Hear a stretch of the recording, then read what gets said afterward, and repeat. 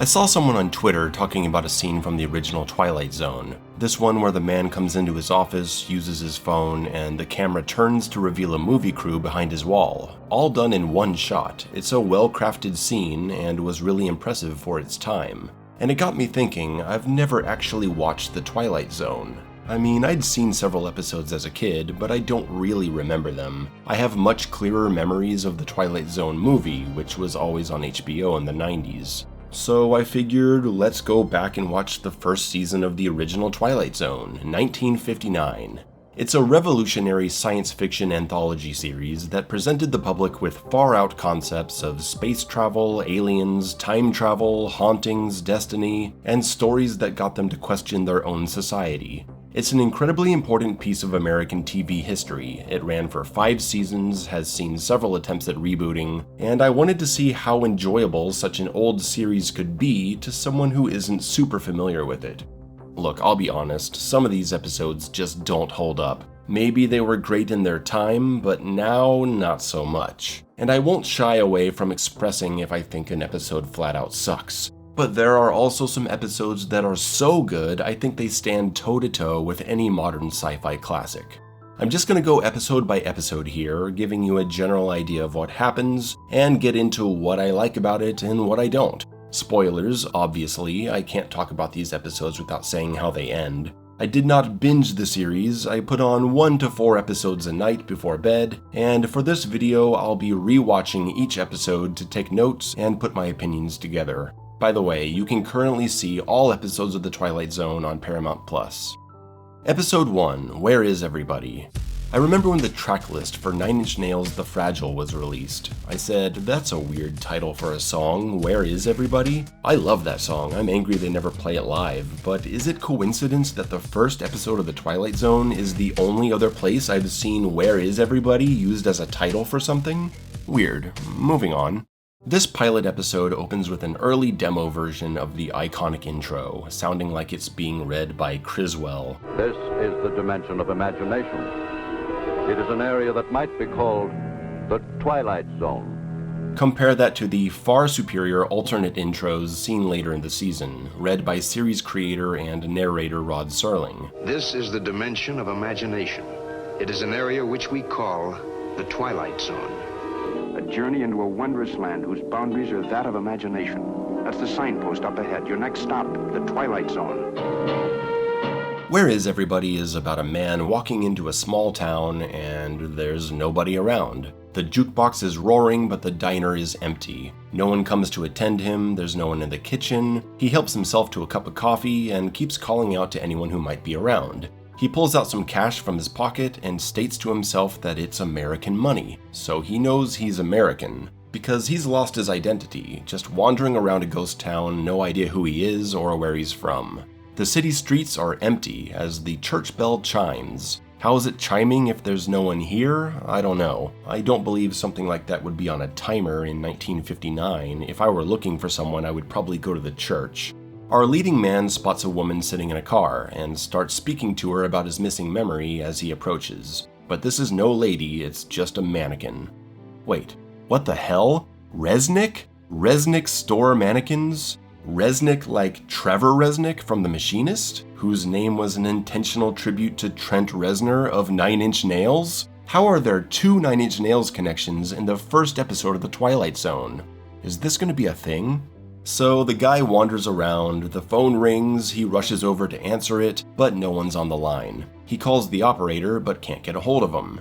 And when he tries to leave, he's stuck inside. No, wait, he's not stuck inside, he just needed to pull the door towards him to open it.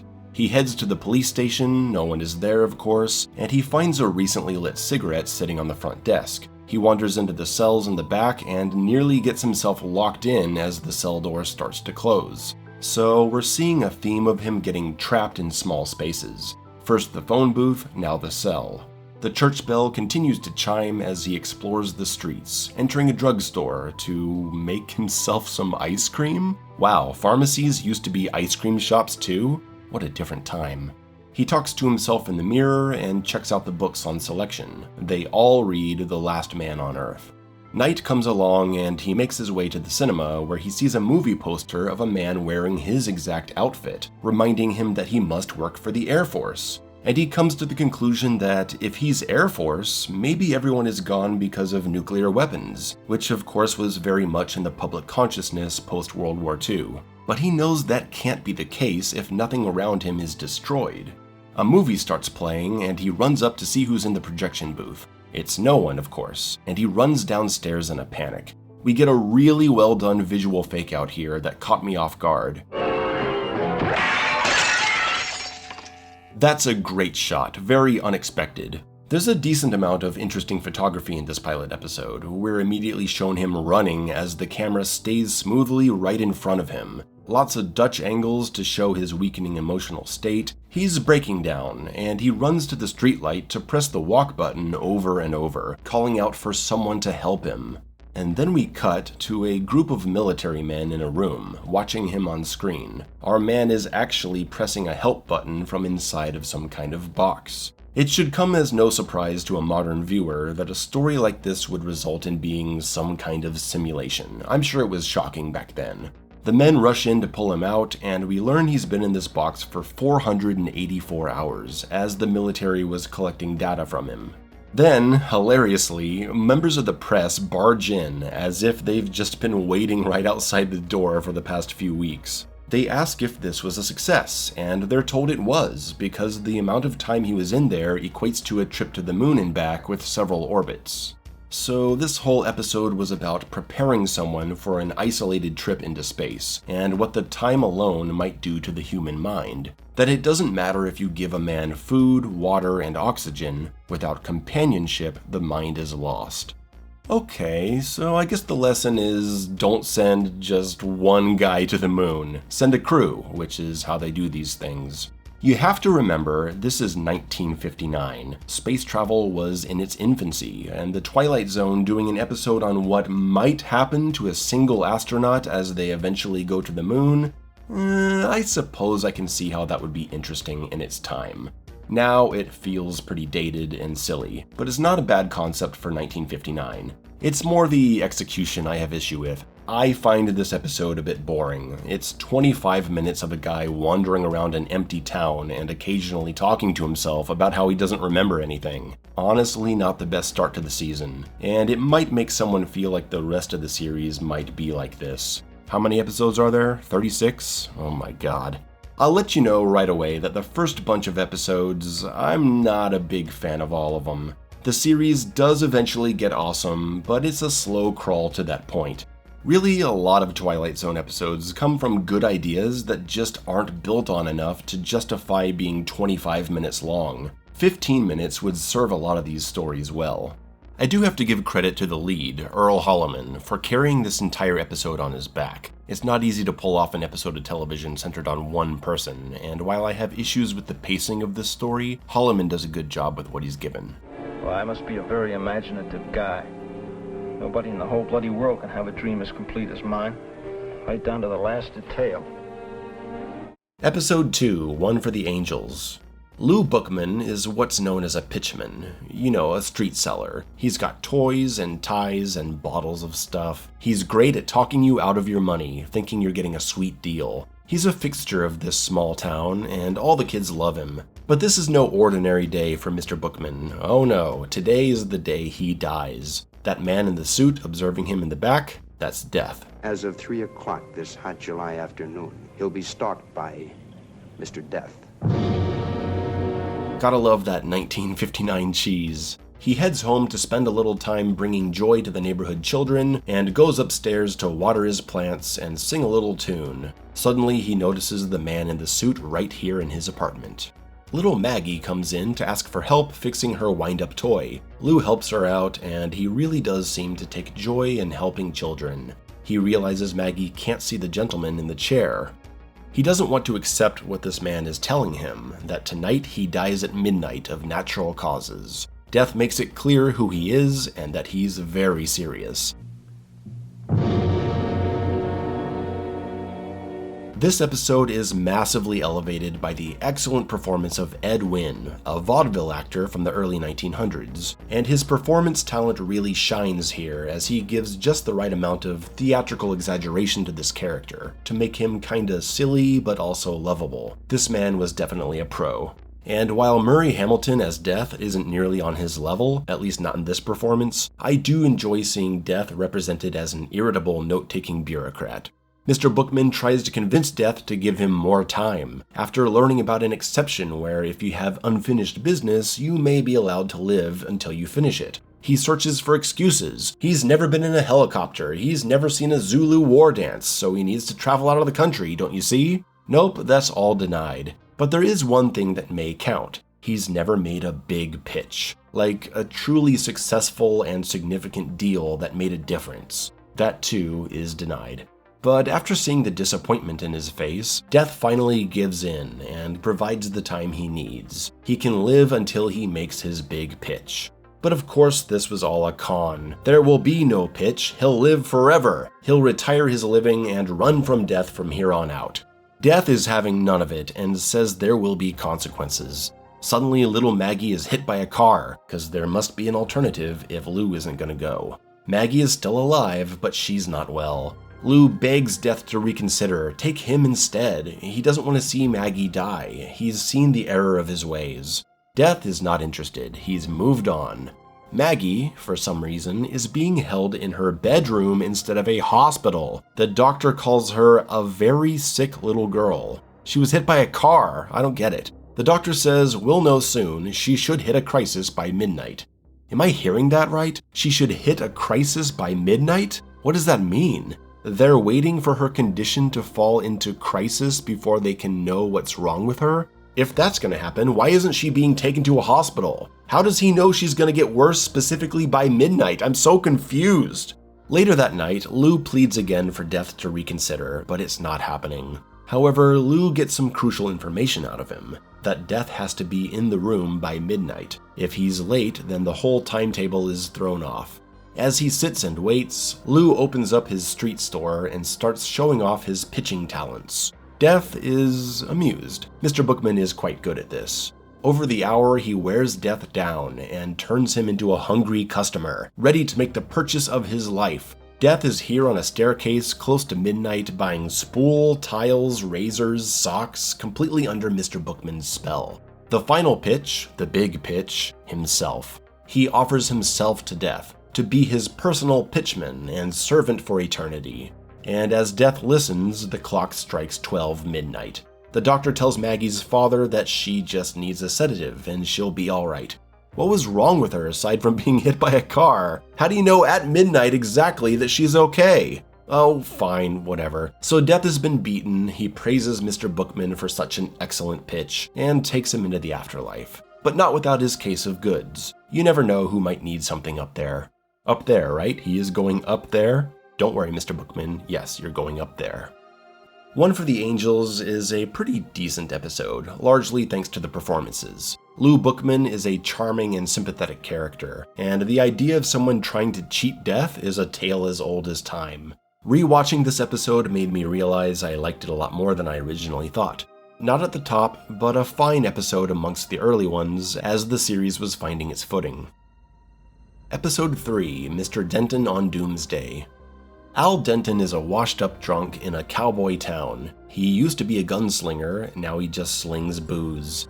We see him stumble out of a saloon as the town's badasses taunt and tease him, pouring alcohol into this pathetic man's mouth as he lies on the stairs, telling him that if he sings for them, they'll pay for his drinks. Across the street, a peddler who just rolled his stagecoach into town is watching the events unfold. He sees this sad man and he knows how to help. He leaves a gun next to him in the street, or rather makes it appear. So he's like a magical peddler. Al awakens to find the revolver and has a conversation in the street with Liz from the saloon. He's completely given up.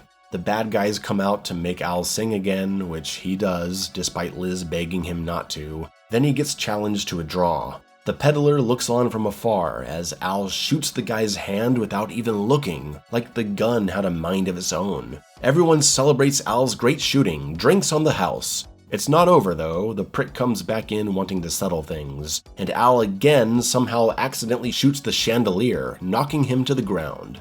Everyone is speechless at this point, seeing such incredible talent. Al sees this as a life-changing moment and says no to the free drink. Here we get to learn that Al's alcoholism started as a way to deal with all the young men he's killed. He was the fastest gun in town, and after killing so many challengers, he just couldn't take it anymore. Eventually, he killed a teenage boy, and he just buried himself in the bottle. But now he's back, thanks to this magic peddler. He cleans himself up and takes his rightful place as the top gun of the town. Word gets around about him being so good, and eventually new challengers come to test him. The outlaw Pete Grant wants to see him tomorrow for a duel, so Al goes to practice his shot, but he's sucking for some reason. He packs up to leave town, but sees the peddler outside. He acquires a special potion that'll make him a perfect shot even without aiming, but for just 10 seconds. He gives it a try, and sure enough, he's back on his game. It's time for the duel. There's a bunch of macho posturing from Mr. Grant, and right before they draw, they notice that both of them are holding the same formula. After a few seconds of fear from both of them, they draw their guns and nail each other's shooting hands at the same time. They'll never be gunslingers again after this moment. Al tells Pete that this is a blessing for him, to learn it early, that he doesn't have to live killing or fearing to be killed. Al sees the peddler ride off with a satisfied look on his face, as he's saved 2 men from a horrible fate. As the episode says, he helps 1 man out of a pit and saves another from falling into one. This episode, I don't know. I like the idea of a salesman going from town to town, intervening in people's lives and changing their fates, and the story of a washed-up drunk gunslinger getting his status back is a good setup too. I just wasn't personally very entertained with where the story went, and it's a bit anticlimactic. I don't know, not a bad episode, but not one that stays with me. It just makes me want to watch Needful Things. Though it's awesome to see a young Martin Landau, I only know him from his later performances. Episode 4, The 16mm Shrine. From the title, I can't remember what this one is about. Oh, that's right, it's this one. Quite possibly the worst episode of the entire season. I don't want to spend much time on it, I want to get to the good stuff. Let's just make this quick. This lady used to be a famous young actress. Now she doesn't get the roles she used to because she's old. She sits in her mansion feeling sorry for herself, bitching about shit, watching old movies and wishing she could go back. She gets interviews for roles, but they want her to play a mother, so she refuses. She demands to be the hot leading lady. She is insufferable. She spends the entire episode endlessly complaining. Her agent invites the lead actor from a movie she was in 25 years ago to her house, so she can see how he too has grown old. She has to accept how things are, but no, she can't. So she goes into her viewing room, puts on an old movie, and magically enters the screen to live in the movie world forever with her young co-stars.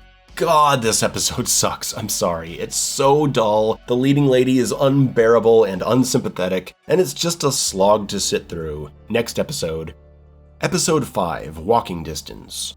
Okay, this is an episode I want to like, but like many episodes, the premise is good, but it's too stretched out. They don't really do anything with it that makes it memorable. This businessman visits his hometown, where he hasn't been in 25 years. He leaves his car to get a tune-up and walks into town. First, he checks out the local diner, or shake shop, whatever it's called, and he gets a shake. He's amazed at the low price of it, because no one sells sodas for a dime anymore.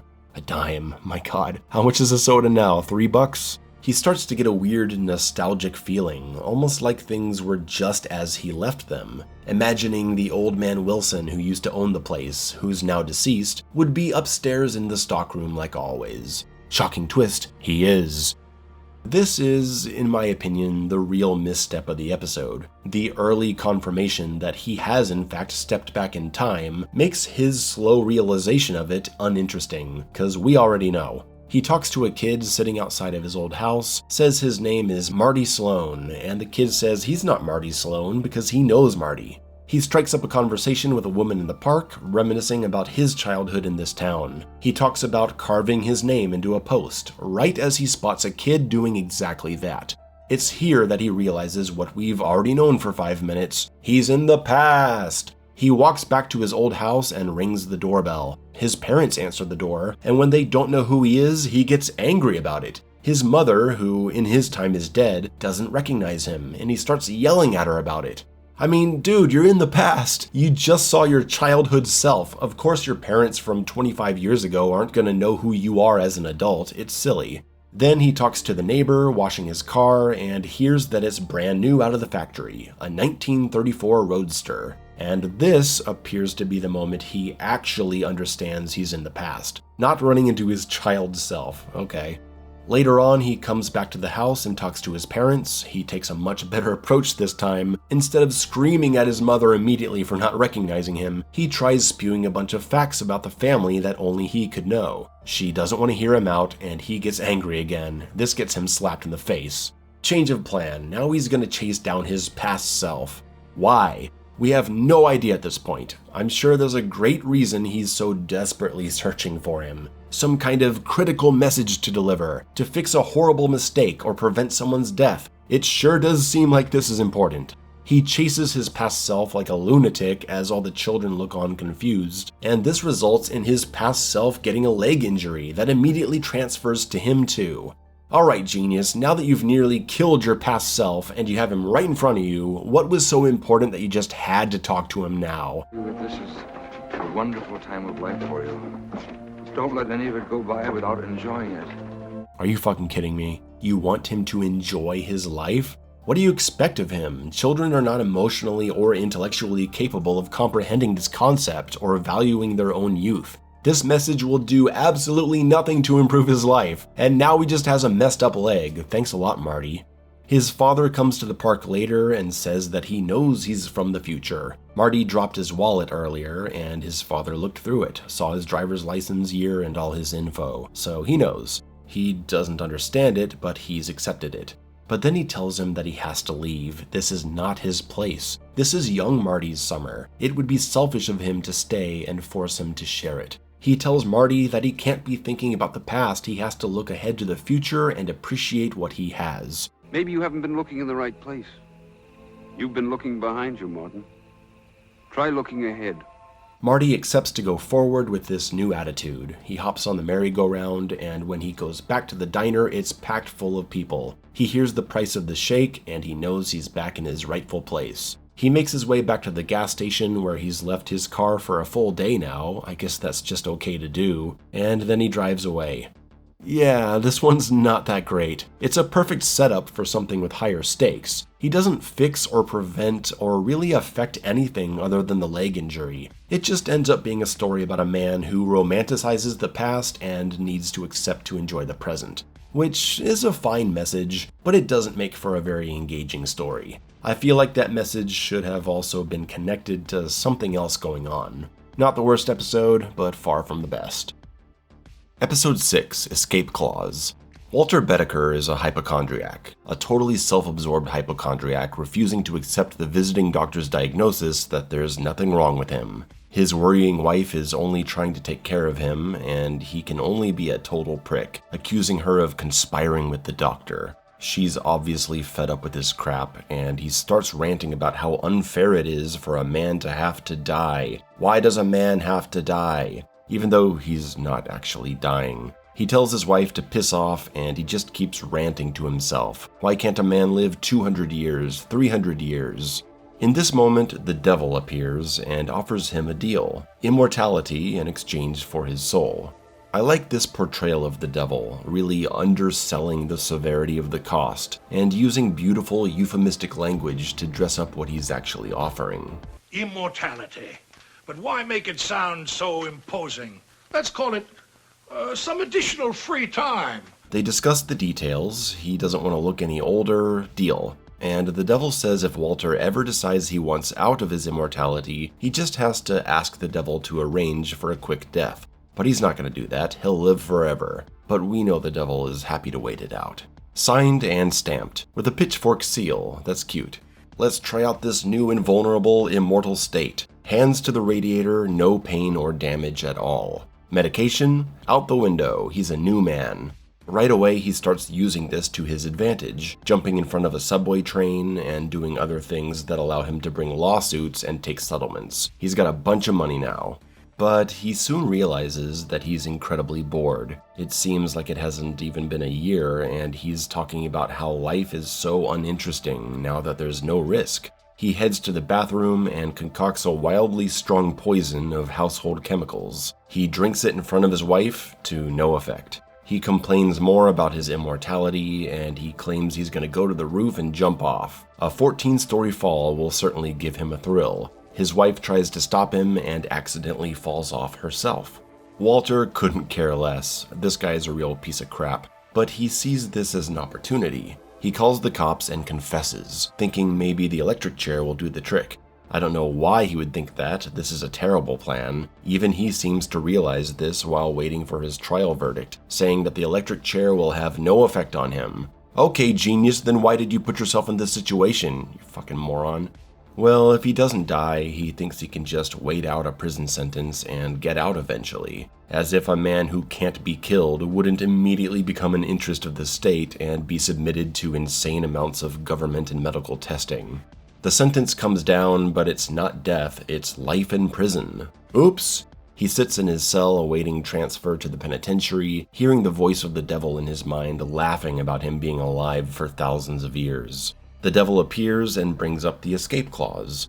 Walter begrudgingly accepts, and the devil gives him a heart attack right there. The devil got his soul in no time. Pretty good episode, classic deal with the devil story, the horrors of immortality, be careful what you wish for kind of thing. The whole confessing to a murder bit doesn't really make sense, but it does lead to a satisfying conclusion of him being trapped in a cell forever, which makes him end the contract and surrender his soul. And I give this one a little more credit because of the cool interpretation of the devil as a smooth-talking lawyer type. Thumbs up. Episode 7, The Lonely. Okay, this episode is both one of the most interesting and most disappointing. Before I talk about what happens, where it goes, I have to address the absurd premise. A man we only know as Corey has been sentenced to 50 years of solitary confinement for murder. That's an extremely serious punishment. And if we are not to assume that this is some extreme dictatorship that punishes all crime intensely, my only conclusion is that Corey did something so horrible, so beyond redemption, that he would actually deserve such a harsh punishment. But it turns out it's debatable if he's even guilty of murder. He says it was in self-defense, so it's not like he slaughtered a bunch of kids or kidnapped women and systematically abused them for decades. It sounds like one guy was killed in questionable circumstances. 50 years of solitary confinement? So it doesn't make sense that this man's punishment is so extreme. On top of that, his solitary confinement is to be carried out on an uninhabited planet. This is ridiculous. Imagine the money and manpower required to send hundreds or thousands of prisoners to their own personal planets to carry out their solitary confinement sentences, with check-ins every 3 months by groups of astronauts to resupply the area. This is the perfect example of a science fiction concept that probably sounded super cool and possible 60, 70 years ago in the early days of space exploration. Something you don't think too much about because the idea is so wondrous and imaginative. But yeah, we know this is entirely implausible. Just gotta accept it and move on. What is the story they're trying to tell? Corey is suffering from loneliness, as one would in this situation, and the captain of the resupply ship feels sympathy for him. Corey begs the captain and his team to stay and talk a little, play a game of chess before they go, but there's no time. The captain actually believes Corey was acting in self-defense, but brings news that his appeal for a pardon has been denied. Corey will stay here alone.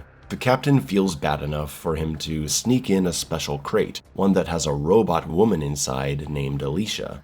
At first, Corey is resistant to forming any kind of relationship with it, but over the next year, his barriers are broken down as he sees that she expresses what appears to be real feelings. Eventually, he falls in love. One day, the captain comes around to tell Corey that it's finally happened. He's been pardoned. But they gotta go right now. There's a meteor storm coming, and they gotta go in 20 minutes. Pack your shit, let's go. There's just one problem. he can only take 15 pounds of stuff with him. Bringing Alicia puts them well over the weight limit.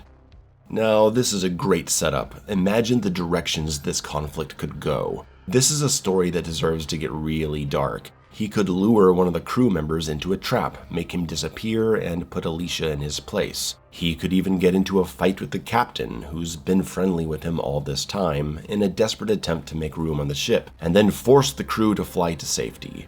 He could ultimately choose to stay, valuing his connection to Alicia over the idea of living free in human society. Maybe Alicia begs to not be left alone, and he's forced to kill her instead of leaving her here to be miserable. Or maybe Alicia's love for him truly is real, and she tells Corey to let her go live his life as a free man, because that's what she wants for him. So many good dramatic directions they could go. Instead, the captain just shoots Alicia, and Corey's like, oh, well, damn, okay, I guess let's go. Wow, what a frustrating ending to a fun concept with real promise. Episode 8, Time Enough at Last. Now we've arrived at the first great episode of The Twilight Zone. Burgess Meredith, yes, Mickey from Rocky, plays a bank teller who's obsessed with reading. He wants to read all day, every day, but everyone scolds him for it. His boss says he should be paying more attention at work, and his mega bitch wife thinks he's a loser for wanting to read so much. She really is the worst. What's this? A book of modern poetry. Helen, don't do that for Helen, please don't do that. Why do you do these things? Because I'm married to a fool. One day, Henry is down in the bank vault in the basement when suddenly there's an explosion. We're led to believe this is a hydrogen bomb because that's what's on the newspaper in the close-up, but of course, just being underground in a vault wouldn't save you from the nuclear fallout. Anyway, Henry makes his way up to the surface to find a city in ruin. Everyone's dead, everything's gone. He finds some canned food, so at least he can survive a while, and as luck would have it, the library is somehow intact. Thousands of books there to be read. Henry, in a way, has been blessed. No one is here to give him crap about reading, and he's got so many books there's no way he could possibly get through them all. What a day indeed. Henry stacks the books in order of the months he's going to read them, and he sees one book that got away. He reaches for it, but in doing so causes his glasses to fall, which then turn out to be entirely broken, leaving him essentially blind.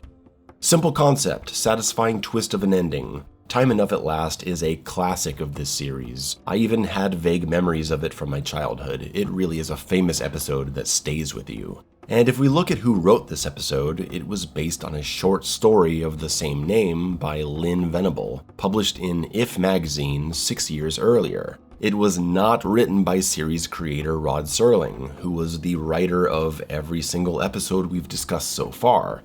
So let's keep that in mind as we go forward. Rod Serling wrote most of these episodes, and the first one I'm saying is top tier is not his. That's not to say every episode based on someone else's work is gold. Episode 9, Perchance To Dream, written by author Charles Beaumont, who wrote several episodes of The Twilight Zone, isn't really anything special. Guy goes to a therapist, he's so tired that he lies down on the couch for a quick nap. Upon waking, he speaks about how he's been up for 87 hours. He's got a bad heart condition, and his imagination is so strong that his doctors warn him that he could die if he scares himself too badly. So he's avoiding his dreams because he's dreaming things that terrify him. A week ago, he started dreaming about an amusement park. He sees a woman called Maya the Cat Girl. Something about her seems evil, but she follows him everywhere he goes in the dream. Night after night, he dreams of Maya the Cat Girl, seducing him, taunting him. She takes him on roller coasters, getting him more and more anxious, messing with his heart, telling him to jump. He doesn't know what to do. Dream and she kills him. Stay awake and die of exhaustion. He exits the office and realizes the girl at the front desk is Maya. He panics and jumps out the window to end his torment. Maya enters the doctor's office, and we see that the man has been asleep here the whole time. He just came in, immediately passed out, and died in his sleep.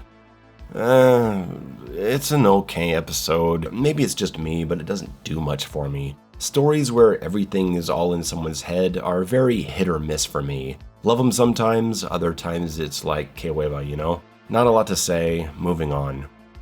Episode 10, Judgement Night. We've got another what's real, what's going on story here. We're back to Rod Serling as the writer, and we have a man on a British cargo ship staring into the fog. He has no idea who he is. He wanders into the dining area, and a man instantly recognizes him as Mr. Lenser. His name was on the guest list, and they were looking for him. We're in the years of World War II, and the passengers are worried about German U-boats possibly stalking them.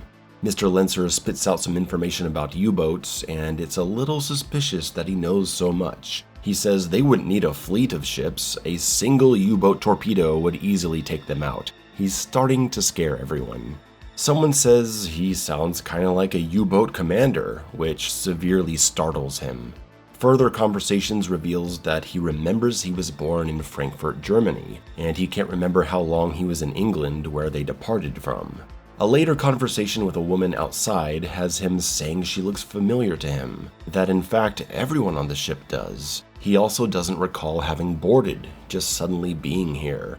His memory is slowly coming back. He knows he's Carl Lenser, but he can't remember what he did in his life. He's currently filled with dread, a feeling that doom is imminent. He feels there is a German U-boat right outside. Soon he's escorted up to the bridge to be interrogated. He doesn't have any identification on him. He doesn't know how he got here. They tell him to go get some rest, but they send a steward down to help him and look for his passport. The steward finds a German naval officer's cap. Lenser grabs it from him, checks the inside, and realizes he is a German submarine captain. Why is he here? Why can't he remember anything? Lenser heads to the bar for a drink and sees the clock, 1:05. In this moment, the time of 1:15 pops in his mind, like he knows something horrible is going to happen in 10 minutes. The engines are acting up and the ship comes to a halt. They're adrift, they're defenseless. And he predicts the engines will be out until 1:15. He watches in trepidation, and once it's 1:15, he goes into full panic. He runs outside and catches a light in the distance. It must be the U-boat! He runs up and down the halls screaming, all the passengers staring at him in a group, when they suddenly disappear in front of his eyes. He runs back outside and uses his binoculars to see into the distance. He sees himself in his captain hat, commanding a German attack. Artillery tears apart the ship. Passengers are crushed, trapped, and burned alive. Everyone aboard is killed and the ship sinks. Aboard the submarine, Lenser is in his quarters, feeling good about the assault. One of his subordinates comes in to tell him that it turns out there were civilians aboard. It wasn't just carrying supplies for the enemy, and his guilt is consuming him. Perhaps they will be damned for what they've done. Maybe their fate will be to suffer and die as they did.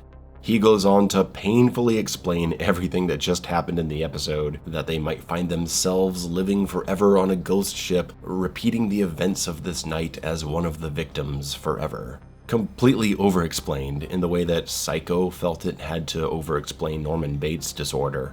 But you know, this episode is pretty good. A sense of dread permeates the entire episode start to finish. Strong performance by the lead actor, and a pretty cool story about being trapped in a personal hell, forced to eternally suffer like those you wronged.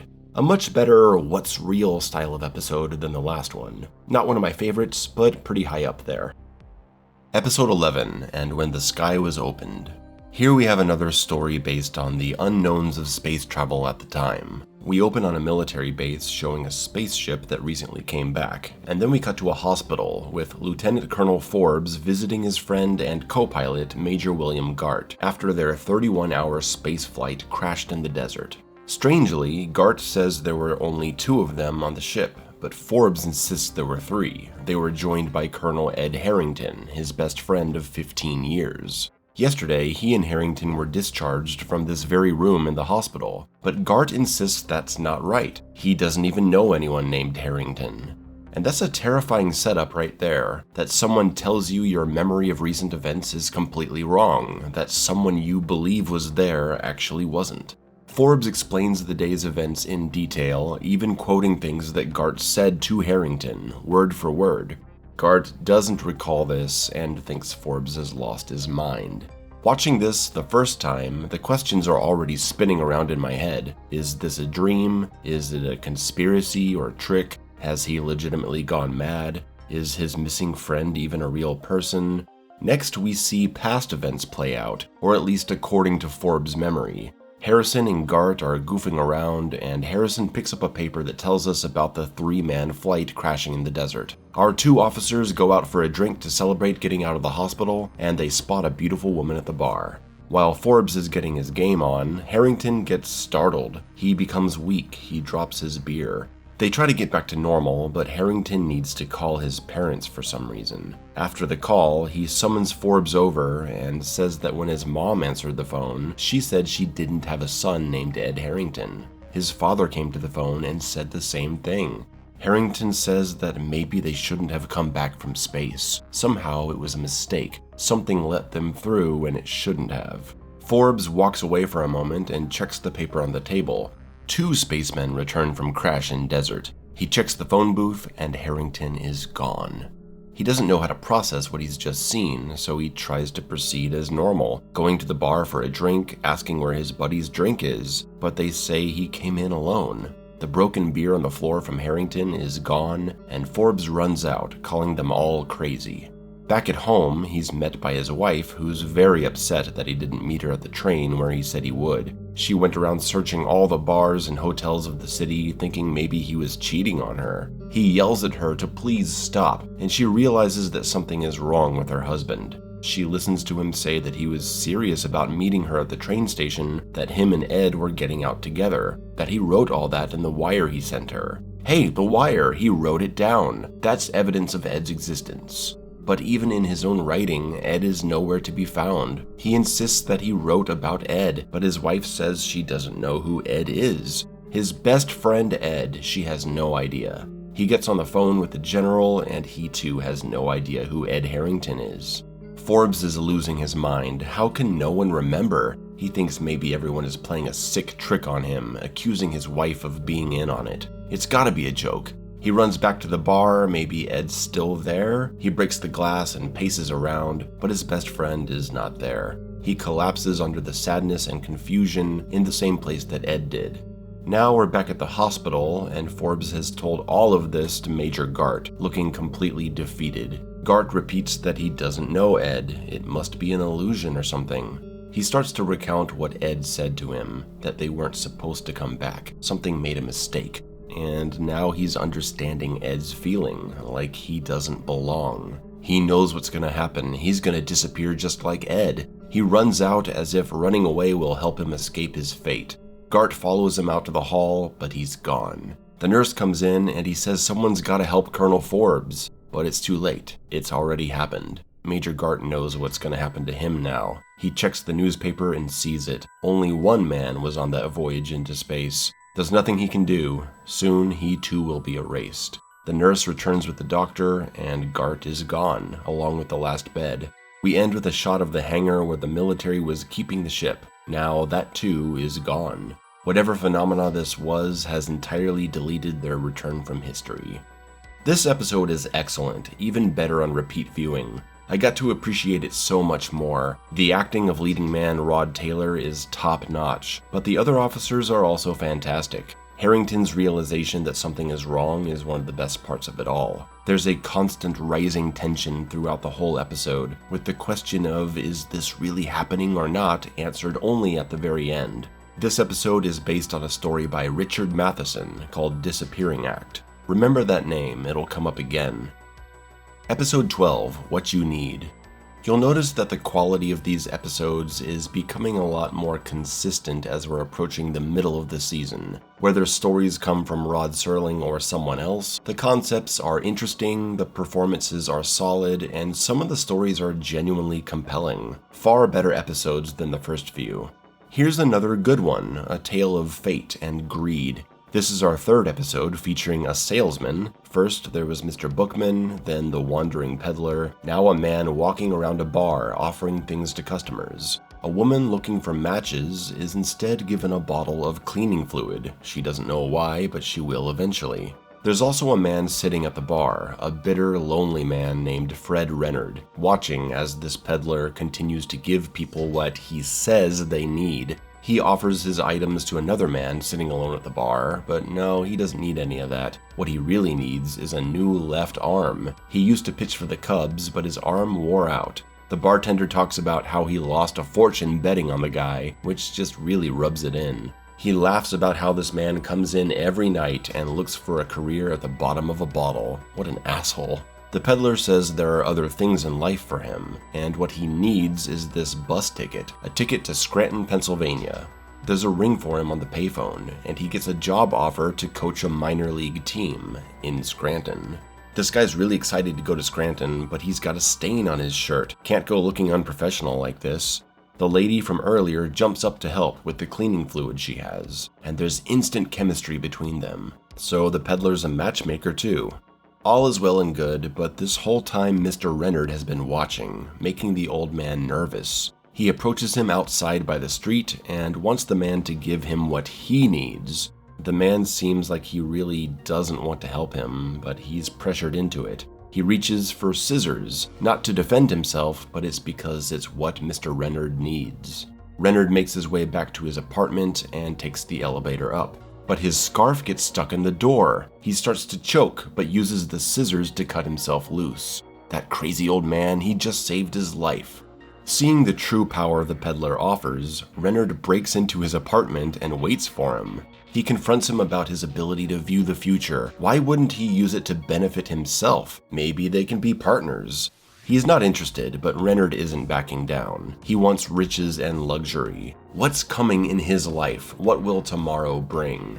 The peddler reaches into his pocket and pulls out a pen, a leaky old pen. Renard.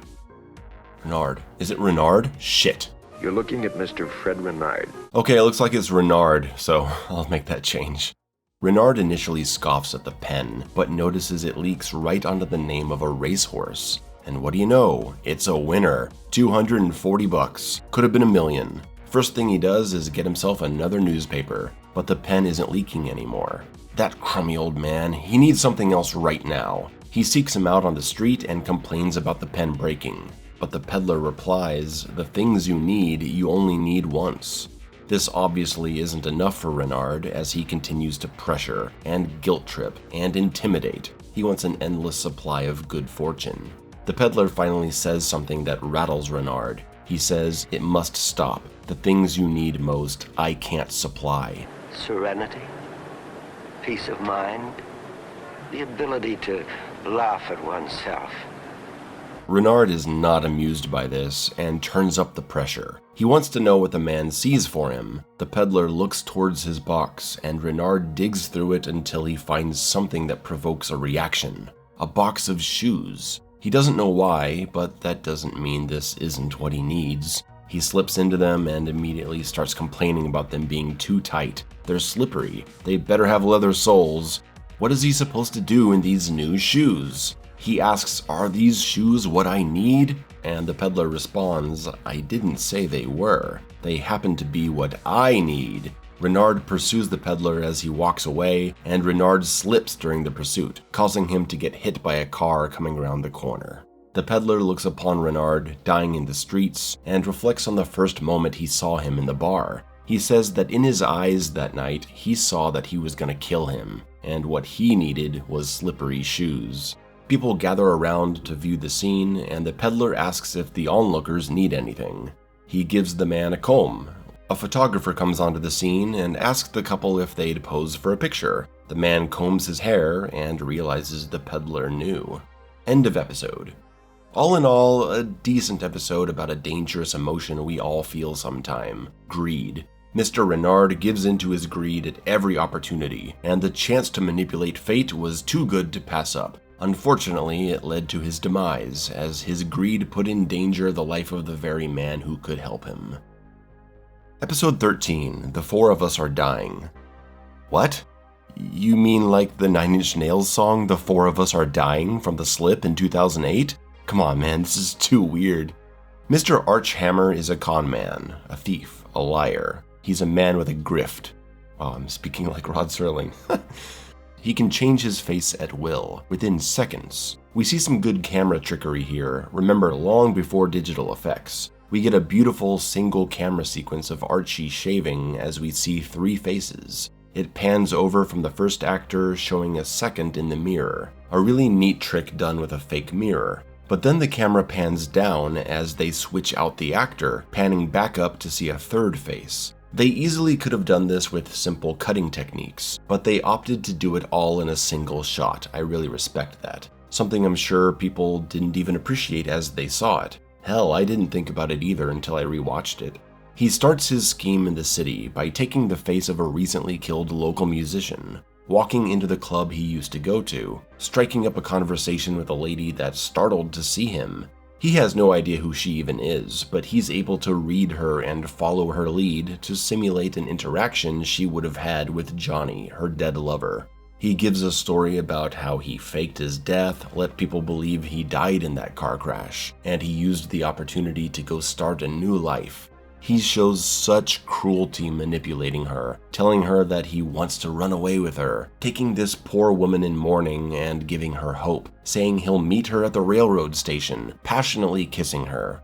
We don't know what he's actually gonna do, leave her waiting, meet her and abandon her after sleeping with her in a hotel room, defraud her of her savings. It's gotta be something. But his plan is interrupted by another man that recognizes Johnny's face. He's chased down outside, but he's already changed his face back. Johnny's gone. And as he stands outside smoking his cigarette, he thinks about the passionate connection Johnny had with that hottie back in the club, and he considers pursuing her more. Why doesn't he deserve that kind of passion?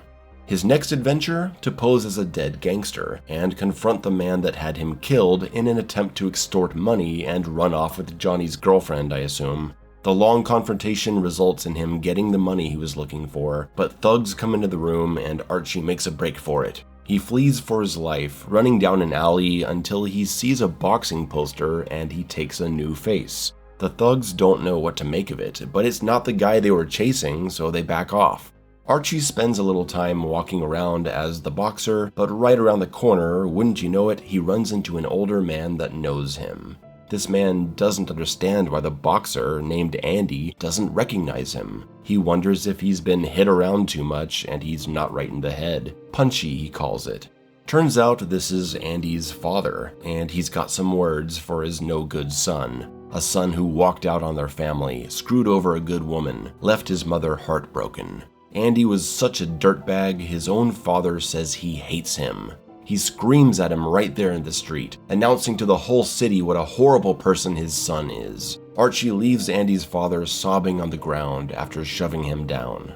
Back in the hotel, it's time to pack up and meet the lady at the train station. But someone works their way into his room. A detective. He's been on his trail for a while, apparently following him from city to city, and he's gonna take him into the station for questioning. I'm not sure what he suspects him of, but the episode does a clever fake-out where Archie says he's gonna go for his coat in the closet, and as he walks off screen, we suspect he's changing his face, obviously.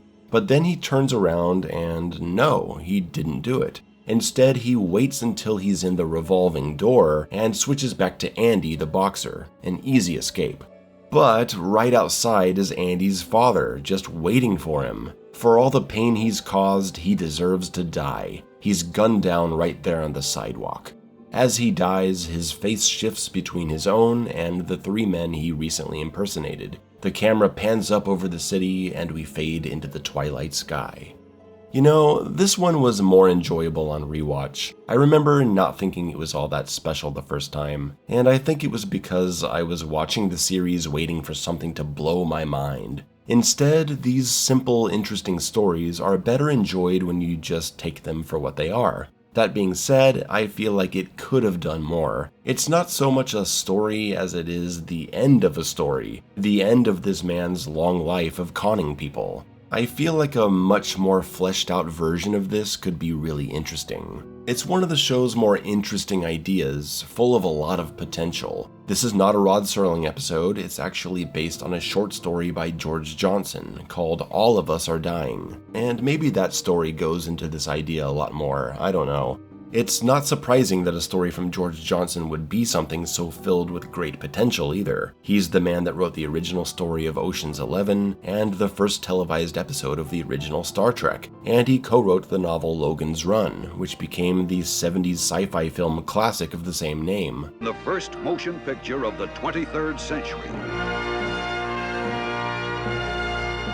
Logan's Run. It begins where imagination ends. Episode 14, Third from the Sun.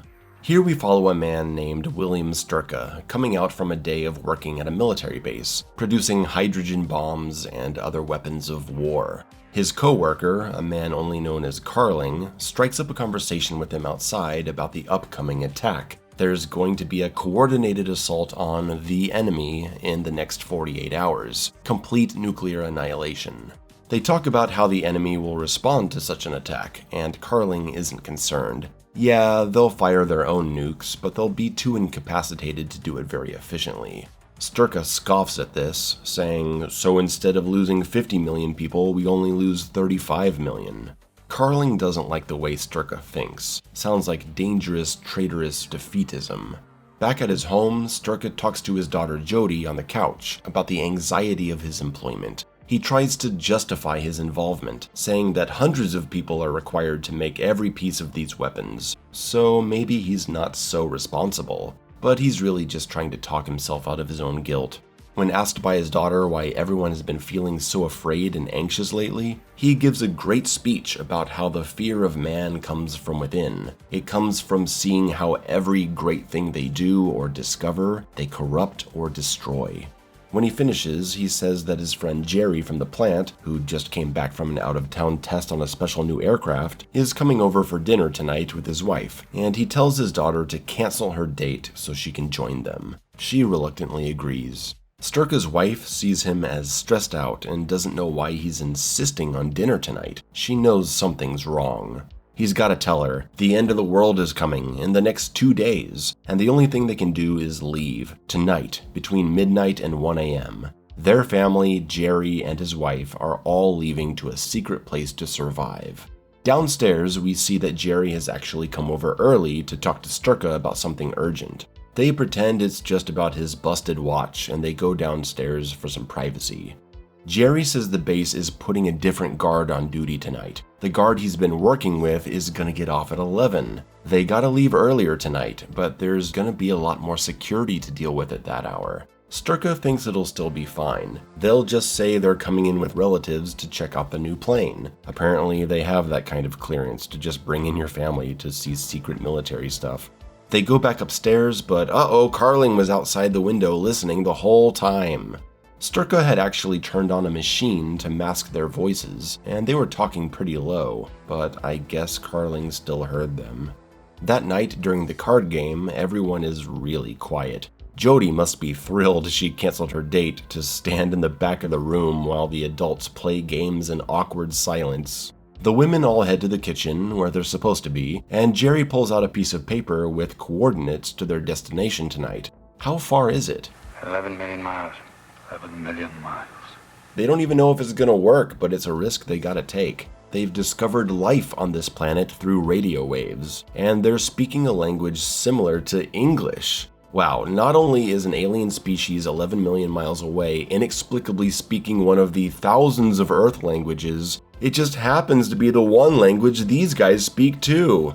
For me, this would be a massive red flag. It's gotta be a fake signal or an error or something. This is literally impossible to be true. Anyway, Carling shows up to make things really weird, talking about the spacecraft that Jerry's been testing. He knows it's capable of leaving the Earth's atmosphere. Tension builds as Carling spots how nervous Sturka's wife is. I'll spare you the recap of the conversation, but it's a lot of talking like they don't actually know what's happening. Carling reaching for Jerry's piece of paper, Jerry blocking it by tallying up what Sturka owes him from poker. Carling leaves the house, admiring the clarity of the stars, wondering out loud if there are other people living out on those stars. Maybe Sturka would be happier living on one of those stars. Yeah, he definitely knows. If I were Sturka, Carling's suspicion would immediately signal to me that there's no way in hell I'm gonna get to that ship. But, what are you gonna do? Stay here to live in the nuclear holocaust? Time to tell Jody what's going on, and let all the ladies know that the plan is to take a journey into space. When suddenly, Sturka's special future phone rings. I guess this isn't 1959 after all, it's the future according to 1959, I guess? Fun fact, this is not actually a prop created for the show. It's a real product from Sweden called the Ericophone, but its really sleek design at the time is more remembered as a futuristic art piece, so they definitely chose it for a reason, much like how RoboCop filmed in 1980s Dallas, Texas, because the towers downtown gave off a futuristic vibe. Hey, I did it! I mentioned my two favorite things, RoboCop and 9 Inch Nails, and a Twilight Zone review. Check out my RoboCop videos, I think they're some of the best things I've ever done. Is there a way I can work Doom and Mortal Kombat into this? So Sturka gets a call from the base telling them that they need to see him tonight. They're sending a car for him. Everyone's gotta go right now. I really like this moment here where the wife starts taking all the lemonade back to the kitchen as everyone's leaving. She herself realizes how silly it is to be cleaning the table. They're never coming back to this house. It's little touches like that that make decent episodes into good ones. Characters that do what real people would do. Seeing this woman in a state of panic, resorting to her instincts to tidy up the dining room like she normally would, in a last-second subconscious attempt to hold on to the reality she's comfortable in. I love when the writers add things like that, and it shows the talent of this episode's writer, Richard Matheson, who I mentioned before we'd be seeing again. For however outdated or even ridiculous a premise of one of these stories may be, it's the human moments that make the difference in the end. Our group drives to the base and they wait outside the gate for the signal, as we get to see the spacecraft. Of course, these military scientists have constructed a saucer that looks exactly like a 1950s sci-fi movie UFO. That's adorable. They see a light flash in the distance, but as it approaches, it's not their friend. It's Carling. Big surprise. He tells them to get back in the car and for the ladies to get out. But little Judy steps up and knocks the gun out of Carling's hand with the door. The men knock him out with a single punch. They open the gate and drive onto the base. The alarms are going off. The loudspeaker announces there are intruders approaching the ship. Conveniently, the staircase leading up to the ship just happens to be down, and none of the approaching guards are using guns. So our heroes knock out the guards, again with a single punch, and fly away into outer space. Reflecting on their upcoming voyage, they wonder what's waiting for them when they get to their destination. A planet that's 11 million miles away. A planet called Earth. Oh my god, they were aliens the whole time! Okay. I get how this twist would have been cool back in 1959 or 1960, as this is the second episode to air in January of that year. But I've never liked sci-fi presentations of aliens as human-like. Old Star Trek episodes where every alien race is just humans with some small different detail. I mean, I get it, special effects were very limited back then, as were budgets, but most of the time aliens are almost exactly human or a guy in a big silly costume. I can't be too hard on them for that. However, this crosses the line. An alien society of humans speaking English living in American-style suburbs? No, man, no. The story itself isn't bad if it were an actual alien society, but then I guess the twist ending wouldn't be as shocking, because you never expect them to be going to Earth since they're humans. You don't expect that because it doesn't make any sense. I will give them credit, though, for the spaceship design. In the context of the ending, it no longer feels like something from the limited imagination of 1950s science fiction, and more like an intentional connection to the design we always see. And in retrospect, it kinda reads as a hint that they're not actually from Earth. Does that make sense? Am I making sense here? Ultimately, Third from the Sun isn't an episode I like all that much because of some questionable character actions and the nonsensical twist, but I do appreciate the constant tension and paranoia, some of the strong character dialogue, and subtle human moments. It's very much a story of its time, originally written in 1950, just 5 years after the nuclear detonations in World War II. So I get it, I think it's an alright episode and holds up decently today outside of the twist. Episode 15, I Shot an Arrow into the Air. It's another episode about the mysteries of space travel, and it's without a doubt one of the weakest stories of the entire season. But there are details involving its origin that make it a fascinating case. So much that I had to redo this entire part of the video to include a bunch of stuff. A group of astronauts go up in a rocket, but NASA loses contact with them after a solar flare, and the ship goes off course. They crash on what is believed to be an asteroid. Half the crew is dead, they have no supplies, and no one knows where they are, so no help is coming. One of the surviving crew members is only out for himself, complaining that they're giving water to an obviously dying man. The group sets out to explore the area, looking for something to help them survive. The obvious questions to ask are, how is there oxygen here? How is there perfect gravity? Why is the sun the same distance as it is on Earth? Within minutes, any modern viewer is going to realize that the twist at the end of this episode is going to be that they've been on Earth the whole time. I guess 65 years ago it was something you could slip by people, but the logic of the premise completely falls apart when you know that any astronaut would immediately be incredibly suspicious about the wild coincidence of this random asteroid being exactly like Earth. The men bicker about their situation, there's backstabbing, eventually leading to the bad one of the group killing the captain, and now he's the only one left. He walks all day until he discovers the truth. He's on Earth, oh my god. And then he painfully explains the twist to the viewers like we're dumb. We never left the Earth. That's why nobody tracked us. We never left the Earth. We just crashed back into it. It's really not a great episode, not just for how predictable it is and how flat the ending lands, but the human aspect isn't all that interesting either, though it does start off fine. However, here's where things get really interesting. If you know your cinema, you'll notice a striking similarity to Planet of the Apes, which came out 8 years later. Space travelers crash on what they believe to be a random planet, trek through the desert, and at the end we get the reveal that it's actually Earth. Well, I never knew this, but Rod Serling actually has co-writing credits for Planet of the Apes, as it draws not only from this episode, but a few others, including People Are Alike All Over, which is an episode of this season which we'll get to later. And it got me thinking, why does Planet of the Apes work so much better than this episode, when they share a very similar premise? Forgive me for getting off topic, but I find this very interesting.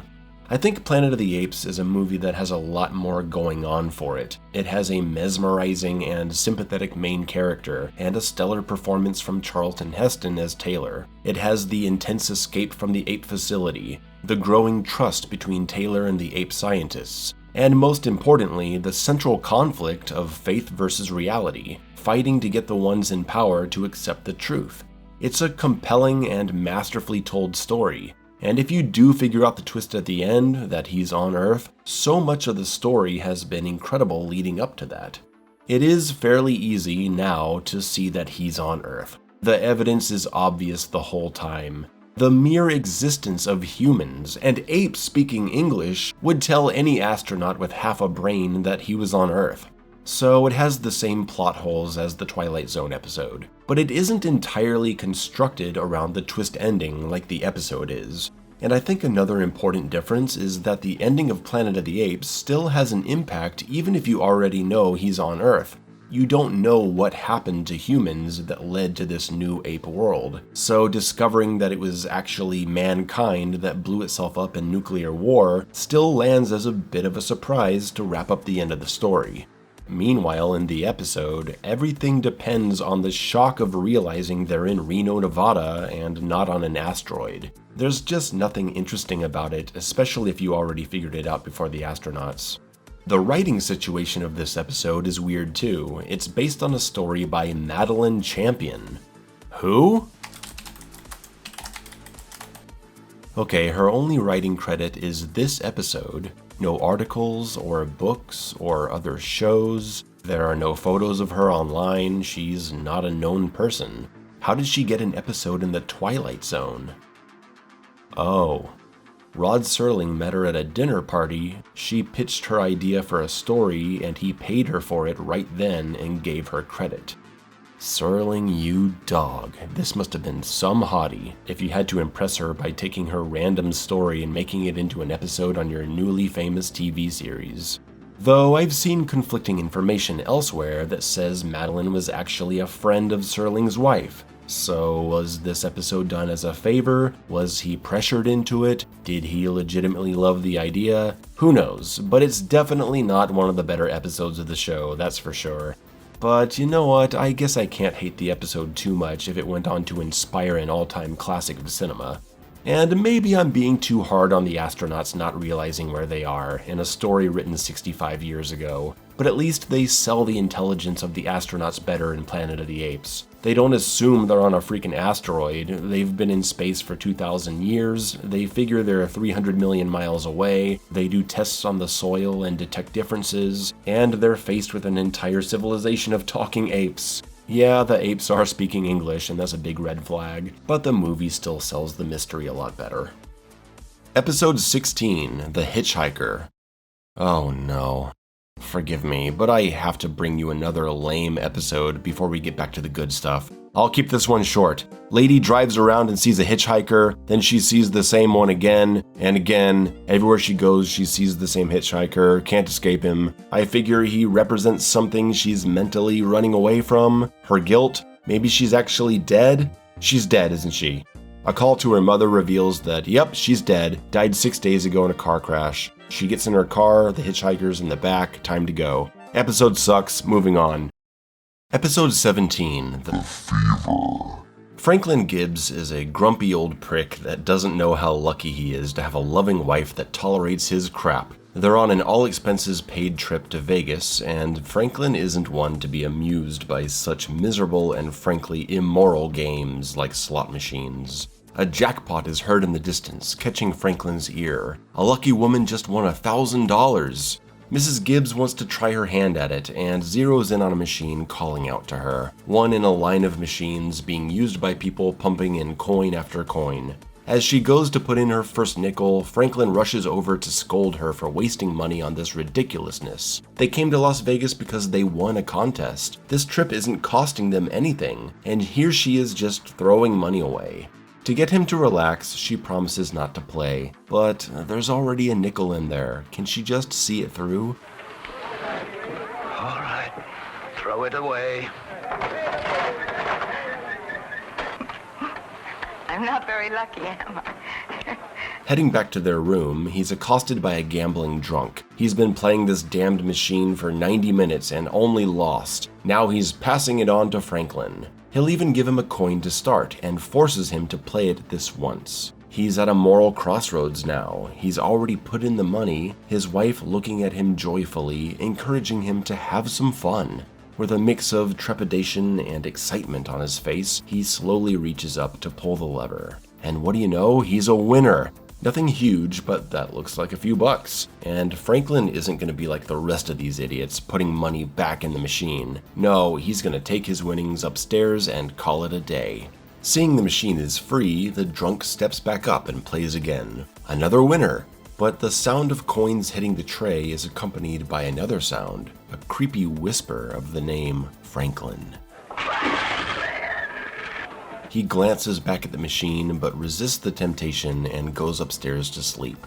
The man can't get the sound out of his head, though.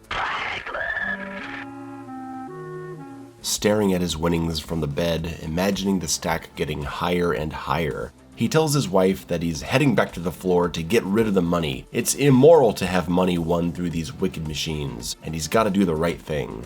Later that evening, Flora comes down to check on him. It's very late, he's been there for 3 hours, but he's got the fever. He's already cashing his third check. He's lost so much money, but don't you see, Flora, he's got to win it back. She tries appealing to his sensibilities, but the fever will turn you into a monster. Flora, will you kindly shut your mouth? I hate a woman who stands in back of you and sees to it that you have miserable luck. Please go away and leave me alone. Please, people are listening. This is one of those episodes where the performances really elevate the material. Both of them are great, but Everett Sloane as Franklin Gibbs gives one of the best performances of the entire season. He makes this episode because it doesn't feel like it should be a Twilight Zone episode at all. We're halfway through and this is just about a guy getting hooked on slot machines. But Franklin is so compelling that you can't stop watching. The night goes on and on, a crowd is starting to form, and the managers of the casino are watching in awe. More checks are cashed and Franklin plays all night. At 8 in the morning, Franklin is still going on about how it's just got to pay off eventually, but the machine stops working. He puts in $1, his last dollar, but the lever just won't pull. The machine truly is mocking him at this point. Franklin loses it and knocks over the machine, screaming about the dollar he's owed. Back in the hotel room, he just spirals further and further into obsession. He claims that it was just about to pay out and it broke down on purpose. It's not a machine, it's an entity with a will of its own. He can still hear it calling out to him, "Franklin, Franklin." He opens the door and there it is. It enters the room, but Flora doesn't see it. He tries to leave the room, but the machine teleports to where he is. It screams his name over and over, faster and faster. Franklin backs away until he falls out the window. Poor old Franklin is dead. The manager said he's seen a lot of people get hooked, but never this bad. The crowd walks away, and a coin rolls over to him. He got his dollar back, and the machine is the last thing we see.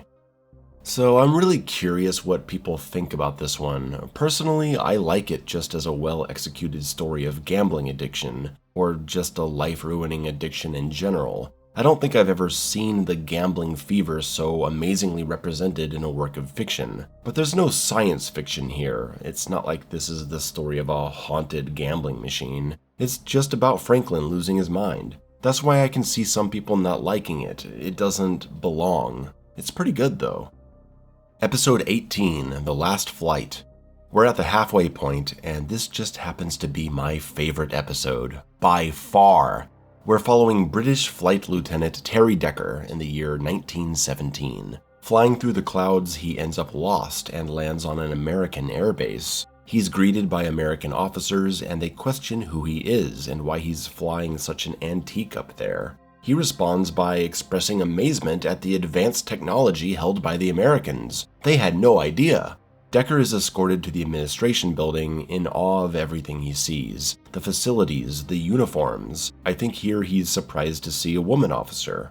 Entering the Major General's office, he stands at attention in such a way that he's obviously out of place. The General wants answers. Why is he dressed in this costume? Is he flying that old plane for a film shoot? Decker is confused by everything the General says. He finally asks where he is, saying he thought he was landing at 56th Squadron RFC, which gets Major Wilson to ask Decker for the date. And when Decker says it's March 5th, 1917, there's an uncomfortable silence in the room, followed by Wilson saying it's March 5th, 1959. You're not joking with me, are you? He sees the futuristic technology around him and knows he doesn't belong here. He puts it together that it was the cloud he passed through, where he couldn't hear his engine, being swallowed in a vacuum. This must be the explanation. He recounts stories of another pilot from his time, a French pilot, who disappeared while flying. Now the same thing has happened to him. The General thinks this is a prank, pressuring him for details, and when Decker mentions that he was flying with another pilot, Alexander Mackay, the General stops him. He knows that man, and he's the current Air Vice Marshal, on his way to the base right now for an inspection tour. Decker dismisses this as impossible because Mackay is dead. The General and the Major go through Decker's belongings and debate whether or not this is a hoax. And the General doesn't want to make any calls to try to verify Decker's details because he suspects this might be an assassination attempt. Don't want to tip anyone off just yet. The Major doesn't buy it, but he can't get through to the General. Decker is being held in a room like a prisoner, and Major Wilson gets Decker to agree to see Mackay when he arrives to get some answers. Decker starts telling a story about how privately he used to call Mackay Old Lead Bottom after he embarrassingly got shot in the ass in flight. But the real question is, why does he think Mackay is dead? Well, it's because the last time he saw him, he was surrounded by 7 German fighters. There was no way he could have survived. Wilson says Mackay did survive. He went on to be a great hero in World War II, which Decker recently found out about as well. Mackay shot down multiple bombers over London, likely saving thousands of lives. It's during these stories that Decker enters a panic and tries to leave, but Wilson and the guards stop him. Decker says he can't see Mackay because he'll see him for what he really is, a coward. He's always been a coward and he can't bear to face him. He talks about how they used to go out on patrols in a pair, but Decker always wanted to hang back in the clouds and let Mackay find the trouble. During combat, sometimes he even thought about landing behind German lines and being taken prisoner since pilots are treated well. But he was too scared of doing that too. He's such a coward that he fired bullets through his own cockpit walls to impress the higher-ups. Major Wilson says it's okay to be afraid, and Mackay would understand his cowardice. Decker says he wouldn't, and confesses to having abandoned his friend during the fight, flying off into the cloud that brought him here, leaving his friend to die surrounded by those German fighters. If Mackay truly is alive, he simply can't face him, but he can't understand how it's possible for him to have survived. Wilson says maybe he got help somehow, and this sparks a revelation for Decker. It must have been him. If someone helped Mackay, there was no one else around for 50 miles. Maybe he had to come here. He had to see that Mackay was still alive to realize what he had to do and find the courage he never had. He punches Wilson and breaks out of the building, running across the base looking for his plane. He hops in and starts up the plane, but Wilson catches up and pulls a gun on him. Decker says if he doesn't do this, think of all the other lives that could be lost, the people that Mackay went on to save, and that if Wilson is going to shoot him, then just do it. He'd rather die than go on a coward. Wilson lets him go, and Decker takes off, disappearing into the clouds. Back in the office, General Harper is scolding Wilson for his actions. Surely there will be consequences. But then Vice Marshal Mackay arrives, and after the initial greetings, General Harper asks if he remembers anyone named Terrence Decker, and he lights up. Of course he remembers. The man saved his life. He tells the story of the day a group of German fighters descended on him and Terry while they were on patrol. He worried that Terry was running away to save himself during the fight, flying into a cloud. But he came right back out of it, guns a-blazing, taking out 3 fighters before going down himself. Harper confirms with Mackay that when pilots were shot down, their personal belongings were typically brought back, and he wants to know if Decker's things were. Mackay says they were not. Harper pulls out a bag from his desk containing all of Decker's belongings confiscated on the base. Mackay confirms that they are in fact Decker's, and demands to know what's going on. And Major Wilson says, maybe you'd better sit down, old lead bottom. Only Decker would know that name. General Harper looks out the window up at the mysterious cloud, knowing something has happened that could never be explained. Episode written by Richard Matheson. Difference being that the previous 2 Matheson episodes were Rod Serling adaptations of Matheson's short stories, while this episode was fully scripted by Matheson. And what a great story! Excellently crafted mystery with a strong central character arc and a satisfying as all hell conclusion. I think it's one of the best time travel stories ever told, and you could turn it into a movie today and it would impress people. Hands down best episode of the series, and I think I might want to do a separate video just on this one. It's all downhill from here. Nah, I'm just kidding. There are still some good episodes on the way, but we've also got some real shitters coming too. Episode 19, The Purple Testament. I feel bad for any episode that follows Matheson's The Last Flight, but The Purple Testament is a noble attempt. We're presented with American soldiers in the Philippine Islands in 1945. Dick York from Bewitched is here as Captain Riker, having a conversation about the artillery their platoon is suffering, and the young men who lost their lives today. Seeing the sadness on the face of Lieutenant Fitzgerald, Riker invites him into his tent for a drink to relax. Fitzgerald, or Fitz as they call him, seems particularly upset about the 4 men that just died. When pressed on why he feels like this when they lose men all the time, he says they were all under 21. But still, it seems like something else is bugging him. Fitz goes on to pass Riker a slip of paper with 4 names on it. He wrote the names yesterday, after looking at their faces and seeing some form of light. Amongst 44 men, those 4 stood out to him and he just knew they were about to die. He wrote their names down and sure enough they died today. And now he's worried he's always going to see this light, always going to know who's about to die when he sends soldiers into battle.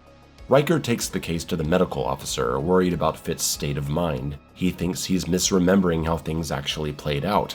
Meanwhile, Fitz is paying a visit to a soldier wounded in yesterday's mission. He seems like he's gonna be alright. However, as he walks away, he looks back at the soldier and sees the same glowing light. Fitz passes out, and when he awakes, he sees the soldier has died.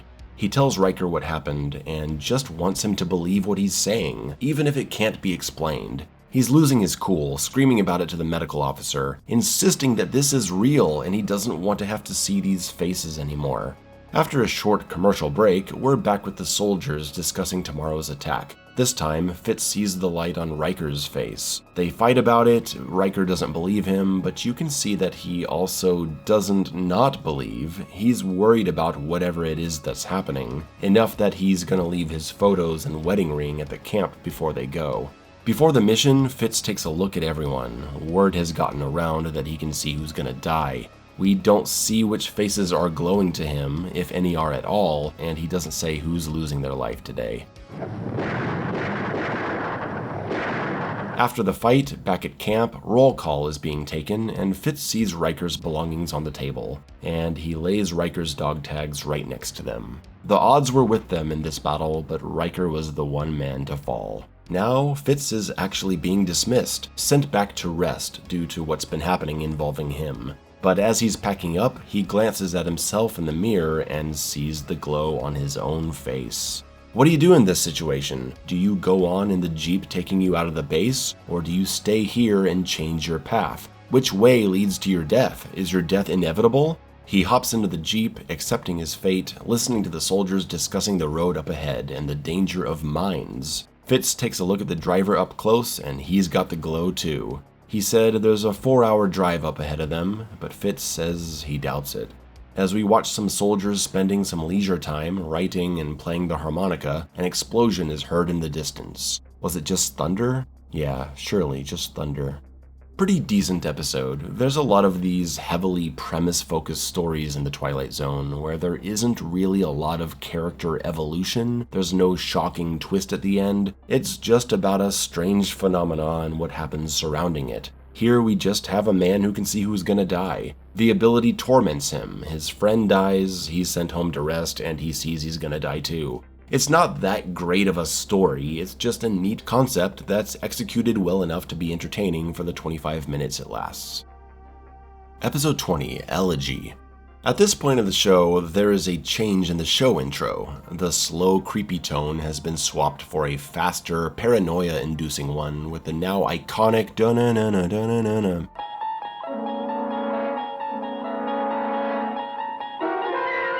And if I'm remembering my experience correctly, this signaled a big dip in my personal enjoyment of the series. As I'm writing this episode, I'm hoping that I'm wrong, and I can already think of several upcoming episodes that I really like, so I've got an open mind.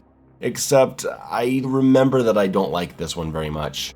A team of 3 astronauts far in the future land on an asteroid that has identical atmosphere and gravity to Earth. Sounds kind of familiar. Even though they're over 600 million miles away. They step out onto the surface, to a barn with a dog seemingly frozen in time. They're back on Earth, or are they? Sure seems like it. Officer Myers identifies the vehicle as a tractor, placing them 200 years in the past, but this is certainly not Earth's sky. A farmer is seen around the hay bush, also frozen like the dog. A lot of this episode is just them wandering around the city, much like the first episode, Where Is Everybody? They find a happy fisherman, frozen. They find a newly elected mayor taking off his hat in front of an adoring audience. That guy blinked. He blinked! Immersion ruined! They just walk around, observing more frozen situations. It's quite dull, except for this part. It's not till 12 minutes in that something actually happens. An old man turns to look at one of the astronauts as he walks out. The astronauts walk through the streets. Officer Myers likes what he sees. He wouldn't mind living here if he weren't afraid it could disappear at any moment. The other astronauts don't share his enthusiasm for such antiquated designs. Approaching a house that Myers is fond of, the man on the porch comes alive and talks to them. It's the old man from before, introducing himself as Jeremy Wickwire. A cute name for someone living in a place frozen in time. You know, because burning the wick of a candle is related to time, Wickwire, time freeze. It's cute. I explained it in case any Gen Alpha kids watch this someday and don't know what candles are. They hesitate to follow him inside, but hell, what else are they gonna do here? Mr. Wickwire says they built this house for a Mr. Jenkinson, but at the last moment he decided he wanted to be a knight in armor, so he's outside slaying a dragon. What's he talking about? Jeremy says he has a lot of different sections here, Roman, Egyptian, Wild West, but this is the most popular because it represents the most comfortable period of human life, before peace was impossible.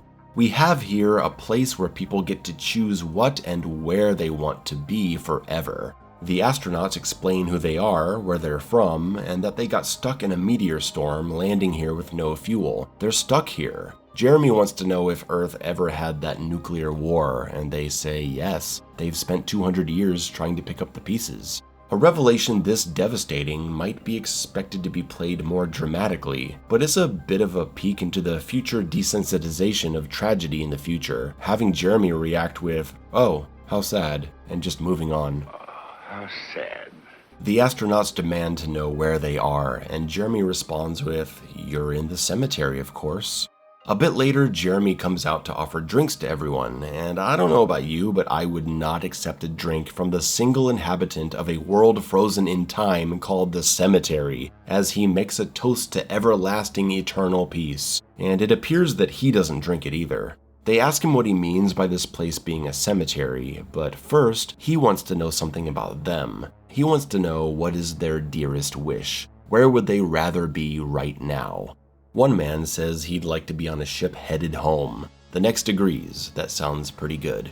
Myers smiles and nods along. Okay, it's obvious they're gonna end up frozen on a ship going home for all eternity, right? Is that the twist? There's still 7 minutes left? Mr. Wickwire goes on to explain how this place was created as an alternative to the world's greatest mortuary, so that those who could afford it could come here and live out their happiest moment forever. That not everyone out there is a dead person, only a select few. The rest are imitations. They talk about why this place is on an asteroid and not on Earth, because on Earth there couldn't be everlasting peace. He says that he works here as a caretaker, that he's not actually human. He's only living because they're here right now. He's just a scientific device that will go back to sleep once they're gone. But how could they be gone if their ship is out of fuel? Oh, he means gone like dead. Yup, turns out he poisoned them. But why? Because you are here, and you are men. And while there are men, there can be no peace. They die, and now they're exactly where we knew they'd be, frozen on their ship, happy to be going home. I don't care for this episode very much. A lot of meandering, very predictable once you know what the place is. Doesn't feel like a fully thought out story to me. Forgettable. Moving on. Episode 21, Mirror Image. No way, like the 9 Inch Nails album Mirror Image from 2005? No, I'm just kidding. So this chick, Millicent Barnes, is at a train station, asking the old man at the desk when her train is gonna arrive. And he's all pissed off that she keeps bugging him with the same question. But Ms. Barnes insists that this is the first time she's even asked. He claims it's not, and he's getting quite cranky with her. She pushes back, saying this is definitely the first time, but then she spots a suitcase near him that looks identical to her own. Couldn't be hers because she left hers back at the bench. She doesn't know what to think. I mean, what is one supposed to think in that situation? Surely there are a bunch of these suitcases out in the world. She takes a seat to think. Is she confused? Did she already ask this man about the train schedule? She continues to look back at the suitcase by the office, and she can't help herself. She asks the grumpy old curmudgeon about the bag, saying it looks just like hers, even down to the broken handle. He says, "It's your bag, lady, you checked it in." Surely not, because her bag is back at the... wait, it's gone. The old man says, "Leave me alone, go sit down and stop bothering me, you crazy person." Well, now she doesn't know what to think. She heads into the bathroom, and the lady in there says she was just in there. No, this is her first time in here. There's some yelling. That's how this episode is gonna go, just this happening over and over. Suddenly she sees herself in the mirror, but two of her. There's another her sitting on the bench. She leaves the bathroom and the copy of her is no longer there, but her bag is back. What's going on? Now there's a guy sitting down next to her, facing some travel issues, and now he's stuck taking the train after being out in the rain. He sees that Ms. Barnes is distressed and asks if she's okay. She introduces herself, saying she was recently fired and headed up for a new job in Buffalo. But everyone keeps telling her that she's been here before, that she's done all these things she hasn't done yet. Her bag keeps disappearing. She explains more of what's happening, and of course he looks at her like she's nuts. The train finally arrives, she heads outside to board, but she's startled and runs away after she sees herself already on the train. Oh my god! Miss Barnes is passed out on the bench, and this stranger is going to stay with her all night. What a kind gentleman. When she wakes up, wouldn't you know it, she just happens to have been reading lately about the idea of parallel worlds existing side by side. Isn't that convenient? In order to survive, the parallel universe has to consume the other. Each of us has a twin on the other side. Her counterpart is going to destroy her. She's looking in the bathroom, trying to find her other self in the mirror. She's not there. Yeah, this episode is not very good. The friendly man leads her outside to some fresh air, but surprise, he's actually called the authorities to take her away. She's clearly ill and needs help. Bye, Miss Barnes, you crazy dame. The men have sent you away for being nuts. The friendly stranger sets his suitcase next to the bench, and the show zooms in on it. You know what that means. It's gonna disappear. Oh no, it's happening to him now. He sees himself run out and ends up chasing his double down the street in a neat photography trick. And that's it. That's the end. Nope, not a good episode. Get it out of here. Next. Alright. Episode 22, The Monsters Are Due on Maple Street. Alright, this is one of the most famous episodes of all the Twilight Zone, and written by Rod Serling. Good job, man. We open on a picture-perfect 60s American suburb. People are watering their lawns, the ice cream man is here, life is good for all the white people here. Speaking of which, this show has been exclusively white people the entire time, and it's really hard not to notice. I mean, it was 60 years ago, it's how it was. But when we finally do get to see someone of any other skin color, it will be jarring. Anyway, something flies over and makes a weird sound, like a 1950s UFO, and everyone wonders what it was. Some kind of meteor, maybe? Our narrator, Rod Serling, tells us this is the last peaceful moment for Maple Street, before the monsters came. In the last calm and reflective moment, before the monsters came. The power is out across the neighborhood. Phone lines are also down. One of the neighbors says he'll cut across the backyard and see if the power is out on Floral Street. We zoom in on his hammer, so I guess remember that. All the neighbors gather to talk about the phenomena. It's not just a power outage, they can't even get a signal on the portable radio. Steve, who acts kind of like the leader of the neighborhood, says he'll go downtown and see if he can get some info on what's going on. But it turns out his car won't start either. Weird. Charlie suggests he and Steve walk downtown together for some answers. Enter the real problem of this situation, little Tommy. Tommy stops them from going downtown, saying that they don't want them to go. When pressed for an explanation, he says that he's talking about whoever was in that thing that flew over the neighborhood. He insists whoever it was above them, they don't want anyone to leave. That's why they shut off the power.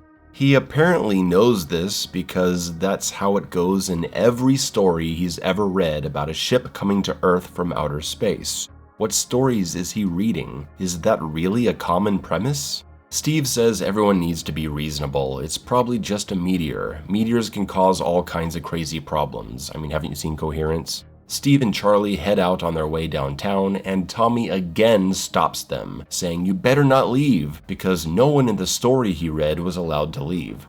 So it's just one story now? I thought it was every story he's ever read. If it's just one story, then what are we doing here? Whatever. He says that according to the story, no one was allowed to leave except for the people they'd sent down ahead of them. They looked just like humans. Tommy says the aliens sent down a mother and a father and 2 kids that looked just like humans, but they weren't. And Tommy's ramblings about a bunch of stories he read, or one story, I'm not sure, gets everyone to sincerely think about what he's saying. It was that way in the story. Nobody could leave, except the people they'd sent down ahead of them.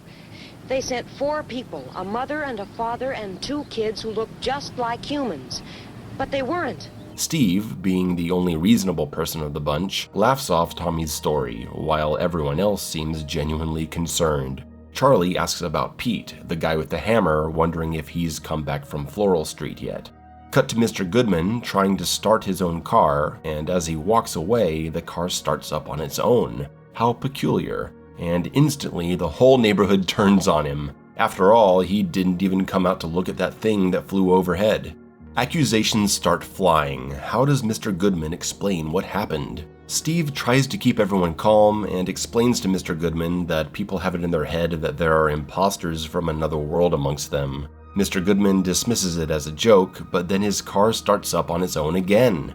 He swears it doesn't mean anything. His family has been here for 5 years. They're not different than anyone else. This lady, whose name I don't know, I'm gonna call her Curly, tells the mob that sometimes she sees Mr. Goodman out at the wee hours of the morning just staring at the sky. She wants an explanation. Sounds like alien behavior. He explains it's just insomnia, but everyone is already scared of him. Mr. Goodman warns that they need to be careful about all this mistrust because what they're sowing here is the seeds of disaster. Night rolls in and everyone is keeping an eye on Mr. Goodman and his wife. No one has gone looking for help, all because of that shithead Tommy and his stories. Steve tries to calm the Goodmans as everyone is hurling accusations, and Charlie shouts that Steve isn't above suspicion himself. Steve sends it right back. Maybe Charlie is the one they can't trust, or anyone. So almost the entire neighborhood has completely bought into the idea that someone here is an alien just because of a kid's story. Dawn, another neighbor, says that Steve's wife told him about some weird behavior of Steve's. He spends his nights down in the basement working on some kind of radio that no one has seen. Maybe Steve is the alien. Steve mocks Charlie's accusation, saying, yeah, of course, he talks to monsters on his personal radio. Steve starts letting him have it. And stop telling me who's dangerous and who isn't, and who's safe and who's a menace. You're all desperate to point some kind of a finger at a neighbor. The only thing that's going to happen is that we're going to eat each other up alive. Everyone calms down a little, feeling embarrassed by their behavior, when they start to hear footsteps. A lone figure is approaching, far down the street in the shadows. And of course, Tommy, the biggest puñeta since Atreus, immediately declares, "It's the monster!" It's the monster! It's the monster! It's not a monster, Tommy. We get a shot of the hammer. It's Pete on the way back from Floral Street. Dawn runs and grabs his shotgun, which Charlie takes and shoots the approaching man. They run over and see that Pete has been killed. Charlie explains that he didn't know, and right then the lights in Charlie's house turn on their own. Ah, maybe it's Charlie. He was so quick to kill Pete. Maybe Pete was going to tell everyone the truth, so he killed him. Charlie runs to his home and people start grabbing stones to, I don't know, kill him, I guess? But to save his life, he says he knows who the real monster is. It's Tommy! He says this with no evidence at all, but Curly says that it has to be him because he was the one that knew what was going to happen from the very beginning. What are they going to do? Set him on fire? Chasing Atreus down the street, random houses start lighting up. It's Bob Weaver's house. No, it's Don's house. It's Tommy. It's Charlie. Grab your gun. Grab a stone. Grab a dead guy's hammer. And then everyone murders everyone else. We zoom out to see two aliens observing the scene, explaining that all you have to do is turn off their machines, their lights, throw them into darkness, sit back and watch the pattern. The pattern is almost always the same. They pick the most dangerous enemy they can find, themselves. And this Maple Street is not unique. There are many Maple Streets in this world. They'll go from one to the next and let humanity destroy itself, one neighborhood at a time. We fade up and end with a poignant outro from Rod Serling. For the record, prejudices can kill, and suspicion can destroy, and a thoughtless, frightened search for a scapegoat has a fallout all of its own, for the children and the children yet unborn. And the pity of it is that these things cannot be confined to the Twilight Zone. Alright, this episode is iconic. If you ignore the holes in logic surrounding Tommy, people's immediate jump to insanity, and the fact that no, this situation created by aliens is not likely to cause this kind of insanity in every suburb, because as you'll remember, the only reason any of this happened was because one random kid happened to believe some story he read once about aliens impersonating people. If Tommy hadn't been there, Steve and Charlie simply would have gone downtown, come back, seen the rest of the town was fine, and they would have just been dealing with weird things like self-starting cars and houses lighting up without ever having the idea put in their head that someone was an alien imposter. Maybe Tommy really was the alien? Is there a child planted in every single neighborhood to make this scenario work? Ignoring all that, the episode does do a good job at building tension, showing mob mentality and how easily people will create enemies when there are none. This episode, however, is far more greatly remembered for its message, warning the American people about this kind of fear of their neighbor in the time of McCarthyism and anti-communist sentiment. People were selling out their friends, co-workers, neighbors, scared they might be secret communists. Government employees, celebrities, teachers, people's lives were ruined under allegations of working with the enemy and holding anti-American beliefs. It was an ugly time in American history, one that feels like it's repeating itself as it becomes a more polarized nation. Hell, a more polarized world, where we fight amongst ourselves instead of fighting against those who truly oppress us and control the world. The themes of The Monsters Are Due on Maple Street are timeless, as human history is doomed to repeat itself. Not a perfect episode by any means, but one that truly stands out for what it has to say about the world. Episode 23, A World of Difference. I love rewatching these episodes after having only seen them once. The title comes up and I can't remember which one it is. Oh, right, it's this one, the one that inspired me to watch the series in the first place. We'll get to the scene I saw on Twitter shortly.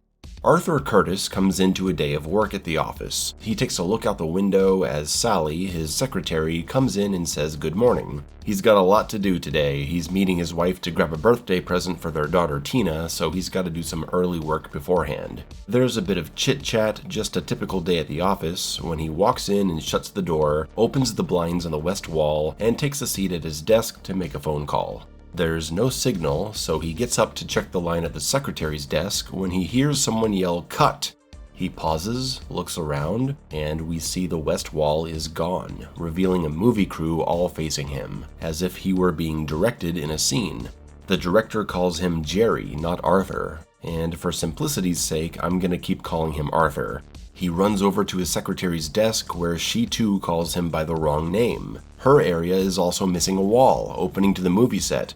His apparent agent is trying to calm him down, assuring the director that everything is fine, let's go for another take. Arthur is understandably freaking out and runs off the set. He runs over to the stage phone and tries to get the operator to connect him to the phone at his house. Apparently, there's no phone at that number. The director wants to talk, but Jerry runs away. He almost gets himself run over by a woman that starts scolding him for not paying her what he owes. It's his ex-wife, or Jerry's ex-wife. Arthur hops into the driver's seat and they take off. He insists his name is Arthur Curtis. His wife's name is Marion. They have a daughter named Tina, and they're gonna go to his house right now. Then we see the Hollywood agent on the phone discussing what's happening, and we get the reveal that Arthur Curtis is the name of the character in the movie they're filming. Yeah, guys, we figured that out. Arthur and the ex-wife check out the house, but it's not his. So she takes him to his real house, Jerry's house, the famous actor's mansion. There we see Jerry's other agent, or the head of the agency. I don't know how this guy is different from the first guy. But he says if he loses this project, the movie deal, they're gonna have to drop him as a client. All the ex-wife cares about is the checkbook so she can get her money, so she's digging through his desk. Sign this check, Jerry. You're going to sign it right now. G-E-R-A-L-D. That's not my name. R-A-I-G-A-N. That's not my name! Amidst the yelling, Arthur remembers who he works for and tries to call them. Again, there's no such place. While Arthur lays down to rest, his other agent shows him the shooting script, showing him that Arthur Curtis is the man he's playing in the film. He won't accept it, and it turns out the studio is canceling the movie. Arthur knows he has to get back to his office, maybe he can get home that way, but they'll be tearing down the set soon. He drives back to the set, but he's too late. It's all been hauled off. He sits at his desk and sees that a framed photo of his wife and child is blank. It's just a prop. He puts his head in his hand, looks up, and sees the photos are back. He stands up and sees his wife waiting for him in the doorway. His secretary calls him Mr. Curtis. Everything seems to be okay. But in the distance, or just in his mind, he hears the movie crew still speaking. Arthur rushes Marion out of the office and insists they take their vacation now. We end on a shot of Jerry's other agent looking for him on the set, but Jerry is nowhere to be found. Zoom in on the script of The Private World of Arthur Curtis. Episode written by Richard Matheson. That explains the cool premise and the above-average dialogue, but the story itself doesn't really go anywhere. Compared to something like The Last Flight, we don't get much in the way of a satisfying resolution or character arc. Just the standard, what if this happened style of Twilight Zone episode. It's somewhere in the middle. I like the idea a lot more than the story itself. Nowhere near as good as the next one of my favorites. Episode 24, Long Live Walter Jameson. Professor Jameson teaches history and is well regarded amongst his students and peers, known for his ability to speak about events of the past as if he'd lived them himself. Today he's speaking about the Civil War, and he pulls out the personal diary of a Major Skelton, speaking about the horrors seen 100 years ago. During the class, an old man is seen sitting amongst the students, suspiciously observing. Speaking after class, we see that Walter actually knows this man, Sam, another professor at the university, and the father of a woman Walter's engaged to. Sam wants him to come to dinner tonight, and we later see Walter leave his house to walk across the street for dinner. I guess all the university professors live in the same neighborhood. And an old woman is seen hiding behind a tree in Walter's yard, watching him as he crosses over to Sam's house. Walter is greeted by his fiancée Susanna, and they sit down for a lovely dinner. Susanna then has to go upstairs to finish her studies, so I guess she's a student at the university and we have a student-professor thing going on here. Walter disapproves of how Sam treats her like a child since she's almost 30. The two of them sit down for a game of chess, and Sam inspects Walter's hands, admiring how much younger his look than his own. He wants to know how old Walter is, and upon hearing that he's 44, Sam brings up his application for university staff. His given age would put him now at 51. What's the big deal? Does he think he's too old for Susanna? Sam says yes, in a sense. Sam speaks about how just 12 years ago he saw himself so much younger than he does now. He's an old man, but Walter hasn't aged a bit. He brings up how students regularly say in his class that Walter makes it seem like he lived through the periods he describes. He goes for a book on the Civil War and asks if Walter had a grandfather in the Civil War. He says no. Then Sam said that he looked up the so-called Major Skelton that Walter mentioned in class today, and they look identical. Walter initially denies the accusation, but Sam points out that he has the same mole on his face and he stupidly kept the same ring all this time. He knows, he wants the truth. Walter admits that he's right, but he won't say exactly how old he is. He says maybe he was old enough to have known Plato. That would place him over 2,000 years old. Sam wants to know how this is possible. Walter doesn't really have an answer. He says he used to obsess over the idea of immortality until he met an alchemist that would grant his wish. He doesn't know how he did it, but immortality resulted in him watching everyone close to him grow old and die. Walter and Sam go back and forth about the value of immortality. Sam says anything is worth it if you can live forever, even immortality as an old man. Walter says no, death is what gives life meaning. We love a rose because we know it'll soon be gone. Whoever loved a stone. He says that he would take his own life if he weren't such a coward. He keeps a gun in his desk, but he's too afraid to use it. He wishes the world would just take him, but he's never been so lucky. Sam says it must be lonely to live for so long. He must have married several times. How long until he abandons his wives? 10 years? 15 years? He's obviously accusing Walter of planning to leave Susanna heartbroken like all the rest.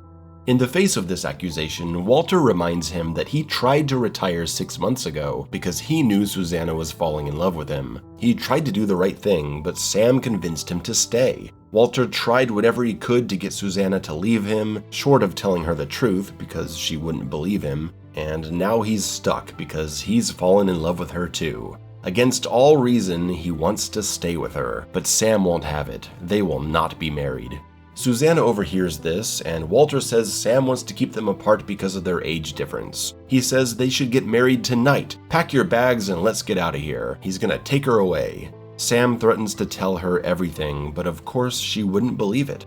Walter heads back home to get his stuff, sits down at his desk, and contemplates the situation for a while, holding the gun in his hand. Always that thought in his mind that he should just die instead of hurting more people. Suddenly, he's confronted by the mysterious woman from before, who we now know must be one of his past abandoned lovers. She knows who he is. He's Tom Bowen, her husband. She saw his engagement photo in the paper and had to see it for herself. She can't explain how it is that he's still so young, but he can't marry Susanna. He can't go on hurting people. We hear a gunshot, and Sam rushes over to see what happened. The old woman is outside staring on before running off, and Sam finds Walter in his office, sitting in the dark, bleeding out. His hand, it now looks as old as Sam's. Age is catching up to him fast. Walter begins to rapidly age, falling to the ground, breathing his final breaths as Sam watches in shock.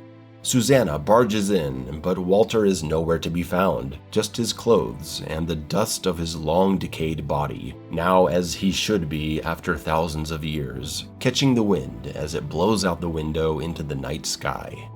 A+, just a fantastic episode from beginning to end. Excellent focus on characters, an interesting premise, and a look at how immortality not only affects the immortal, but the people surrounding them. Written by Charles Beaumont, writer of Elegy and Perchance To Dream. Episodes I'm not fond of, but he went on to write 22 episodes of this series over the years and is well respected in science fiction. This story makes me see why. This is probably my second favorite episode of Season 1. Episode 25, People Are Alike All Over. Of course, things can't ride high for long. We gotta follow greatness with an episode I don't care for very much. I'll probably keep this one short. Two astronauts, oh no, it's another We Don't Understand Space Yet episode, here we go. Two astronauts, Conrad and Marcuson, are staring up at a rocket that's gonna take them up for their trip to Mars. Conrad is a biologist. He's only going because they need his expertise. He wishes he didn't have to go. He's frightened of what they might find if they come across intelligent beings. Marcuson assures him there's nothing to be afraid of, as he believes God created man from a formula, and whatever beings they may meet are surely to be like them. Okay, that's an interesting perspective. So they crash on Mars, and Marcuson is badly injured, and Conrad takes care of him. Something can be heard outside, but Conrad is too scared to open the door. There's some tension between the two, as Marcuson wants to know what's outside. He's dying from his injuries. He doesn't want to die without seeing what's out there. And if there are intelligent beings waiting for them, that means they have hearts, minds, and souls. That makes them people no matter what they are, and they're sure to want to help. You said whatever is out there is just like us. Well, I don't know that. Suddenly the door starts opening on its own. Outside there's a bunch of humans, because that was probably a whole lot cheaper to do in 1960. Just put them all in robes and we'll call them aliens. Conrad is amazed. They're just like him. He explains where he comes from by drawing the planets in the sand, and they surprise him by speaking English. But really they aren't. They call it unconscious transference, a sort of hypnosis, and he is actually speaking their language without knowing it. His partner is unfortunately dead, but he was right about aliens being like people, but here they are as literally human beings. The biologist, Conrad, doesn't think anything of this. It's not a giant red flag to him, as it would be to any biologist, because it's simply impossible for this to be the case. He should suspect that he's dreaming, or in a simulation, or hallucinating. There simply can't be humans outside of Earth. But no, he thinks this is super exciting. Marcuson's body is taken away as Conrad mourns his death. A pretty blonde lady looks on, feeling bad for him. She introduces herself as Tina and assures him that no one will hurt him. Looks like he might be falling in love with a Martian too. First thing in the morning, Conrad is anxious to see their society. He follows the men, but Tina doesn't seem happy about it. They lead him to a building that looks exactly like a 1960s home in an American suburb. They set it up overnight because they assumed this is how humans live, after reading his mind, which Conrad didn't know they were doing. They continue to show off the house, and Conrad thinks it's fabulous. The Martians said they wanted him to feel like he's at home, and they need him to stay here for a while before they take him out to see their society. He says goodbye, and upon asking Tina if he'll ever see her again, she doesn't answer. Conrad spends the day relaxing, pouring himself a drink, scotch on ice, a man of class, I see. But what's that? He dips his finger in his drink and brushes his earlobes? I gotta try that, hold on.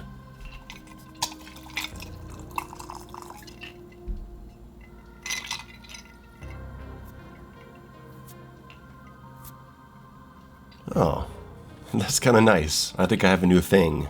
Anyway, he says if this is an illusion, a guy can live with it. This is the best scotch I ever drank. Okay, so our scientist does at least suspect that this may not be real. He's lounging around the house, smoking, drinking, still in his spacesuit, for some reason. Certainly if they can construct an entire house in a single night, they can get the man some new clothes. Soon he realizes that the doors are locked shut. Every door in the house. The curtains don't open, there are no windows. Suddenly the wall opens up to reveal that he's caged like an animal. He is not biologist Sam Conrad, he is Earth creature in his natural habitat. The crowd of Martians looks on, curious, frightened even. But Tina can't bear to see Conrad trapped like this. Surely she knew the entire time this would be his fate.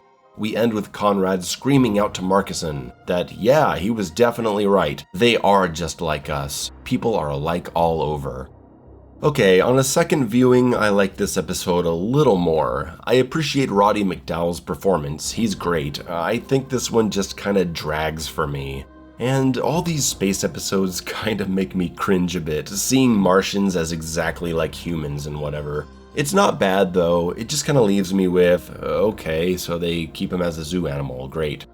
Let's talk about the next one, which is one of my favorites. Episode 26, Execution. Joe Caswell is an outlaw in the late 1880s, and he's going to be hanged for murder. He doesn't seem too bothered by it either. Doesn't want any prayers, just get it over with. His final words are that the kid he shot was running his mouth and he'd shoot him again if he could. His father yells out that he shot his son in the back, he's a coward. They kick out his horse, tightening the rope around Joe's neck when he disappears. What in God's name is taking place here? Joe wakes up on a table, struggling to speak as he was just hanged from a tree. This new man, a scientist, tells Joe that he's in New York, 80 years away from his time. Joe is the first time traveler. This scientist has plucked a random person from the past and brought them into the present, to show them the future and learn about their past. Unfortunately, he brought a crazy killer into the future. The marks on his neck give him reason to be concerned. Joe lies and says that he went out with a herd and suddenly passed out to find himself here. This scientist knows there's something about him he just can't trust. Perhaps he's brought a beast into this moment. Now fully recovered, Joe walks about the laboratory, curious about his surroundings, wanting to try a cigarette, startled by the lighter in the scientist's hand, impressed by what Joe calls fire right out of the air. He doesn't want to rest anymore, he wants to see what's outside in this new time. The open curtains show him a world he can't comprehend. Things are so busy and so loud.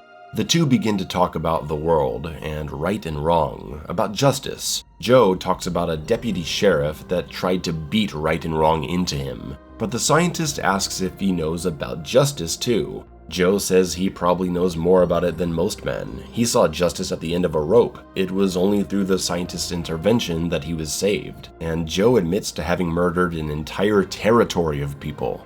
The scientist says that Joe has to be sent back, but Joe isn't having it. I can't really do justice to this scene by just talking about it. It's really good. You get in this machine of yours and you go back to where I was. I know your kind. You come out in your warm trains rolling over the graves of men like me. I just hate your kind! Joe punches the scientist because he's not going back. Then he smashes a lamp on his head as he reaches for a gun in the desk. I hope the stuntman didn't get too hurt because that looks brutal. On his way out, the scientist's voice recorder starts playing, which scares Joe because he's hearing the voice of a man he just knocked out and can't explain it. Joe runs out into the streets and gets totally overwhelmed by the busy life of New York. Flashing lights all over the place and these crazy vehicles driving around, honking constantly. The city is just so damn loud. He comes up on a phone booth, attracted to the ringing sound of an incoming call. He knocks the phone off and hears a voice coming out, just like he did back in the lab. He freaks out and tries to escape. How do you open one of these things? Screw it, just break out. Cut up your face in the broken glass while you're at it. Joe runs into the first place he finds, a restaurant bar with music blasting from the jukebox. So he grabs a chair and smashes it. There's just so much noise in this place, he wants it to be quiet for a moment. The bartender is not putting up with it, but Joe, as an outlaw, just slams his pistol on the counter and asks for a drink. And when dealing with this bottle topped with a pouring tip, he doesn't know what to make of it, so he just tears it off. It's moments like this that really make me love this episode. Joe comes across as 100% authentic. He's really well written and reacts as you would expect him to. He has no patience at all and wants to force this place to be more like home. He doesn't understand how that box was playing music. He's confused about the carriages riding around without horses. The street is filled with flashing lights and the noise is like thunder. Joe starts fixating on the television up above, and I love this detail of him just letting go of the bottle, letting it spill out across the counter. Great direction and great acting too. The bartender asks if he knows what that is, and Joe says it's a window. But the TV turns on, and of course he's terrified by seeing a moving image. Comically, there's a western on TV, and it's a cowboy looking right at the camera, about to draw his gun. So Joe shoots the television. It's a really silly scene, like eye-rollingly dumb, but I gotta admit I love it. I wouldn't change it one bit. Joe runs out into the street in a panic, a car pulls up on him and honks at him, and Joe just shoots the driver. He's completely lost it. He hates this place, and he goes back to the lab to beg the dead scientist to help him. He wants to go back. Then, we get a random burglar showing up on the scene. He thanks this cowboy for taking care of the scientist for him, and demands to know where the valuables are. This just comes out of nowhere, and I think if they'd had more time, they could have introduced the burglar earlier in the episode. Anyway, they fight and the burglar strings Joe up in the curtain cord, which should be given more attention than it actually gets. I mean, Joe started the episode getting hanged for his crimes, and in the future, that's how he dies, kinda poetically, right? Cord around his neck, and it's treated so casually here, so fast, and then they cut away from it. What follows is a really sloppy ending where the burglar just randomly presses buttons in the lab, decides to step into the time machine for no reason. The door automatically closes, of course, and he's sent back to 1880, taking Joe's place. The men at Joe's execution can't comprehend what's happened. Who is this man? What are these clothes? Is this God's doing? Did they hang an innocent man? They'll never know.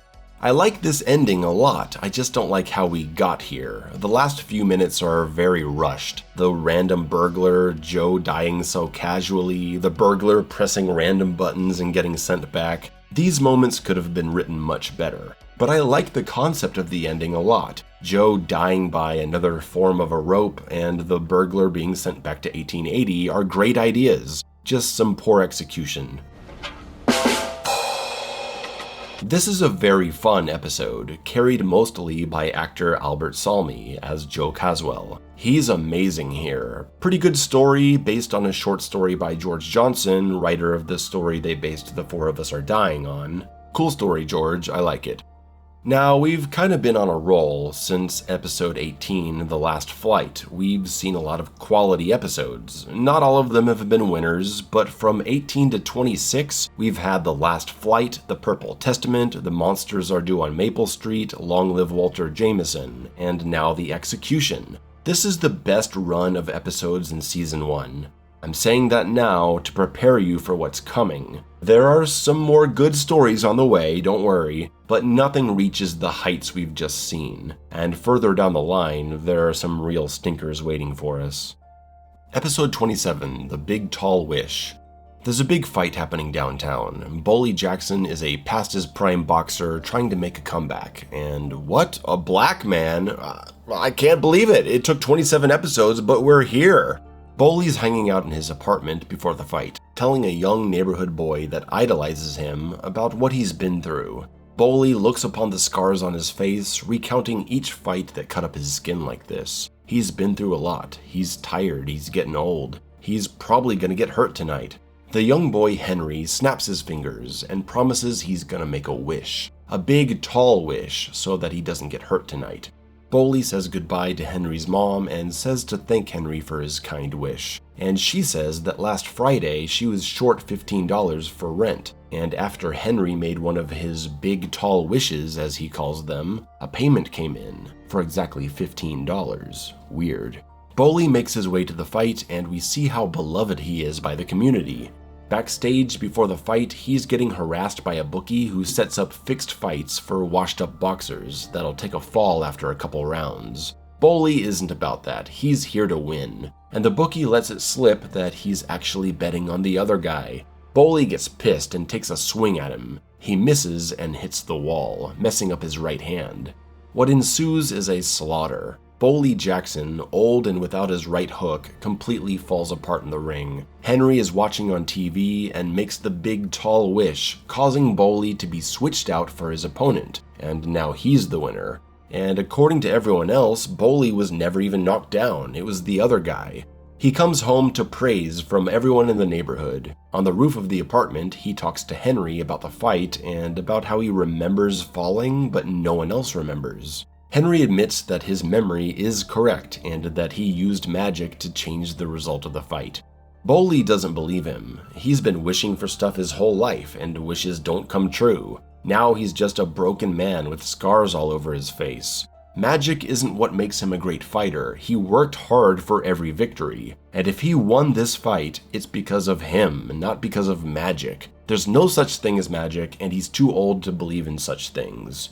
Henry begs him to believe, because magic only works if you believe, but he can't. Things can't be this way. So we go back in time to see things play out the way they should have. Bully loses, comes home to no fanfare, just ridicule, disappointment, and pity. He goes to say goodnight to little Henry and says tomorrow they'll go for some hot dogs. Henry promises not to make any more wishes, and there's no such thing as magic, right? Then Bully closes out the episode with a final thought.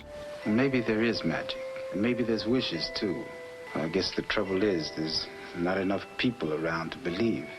I don't really get what this episode is trying to say. Is the message that we need more people to believe in magic? Because I feel like the better message to take away from this story is that magic isn't the answer, that you should deal with things the way they are. But that doesn't appear to be what they're saying.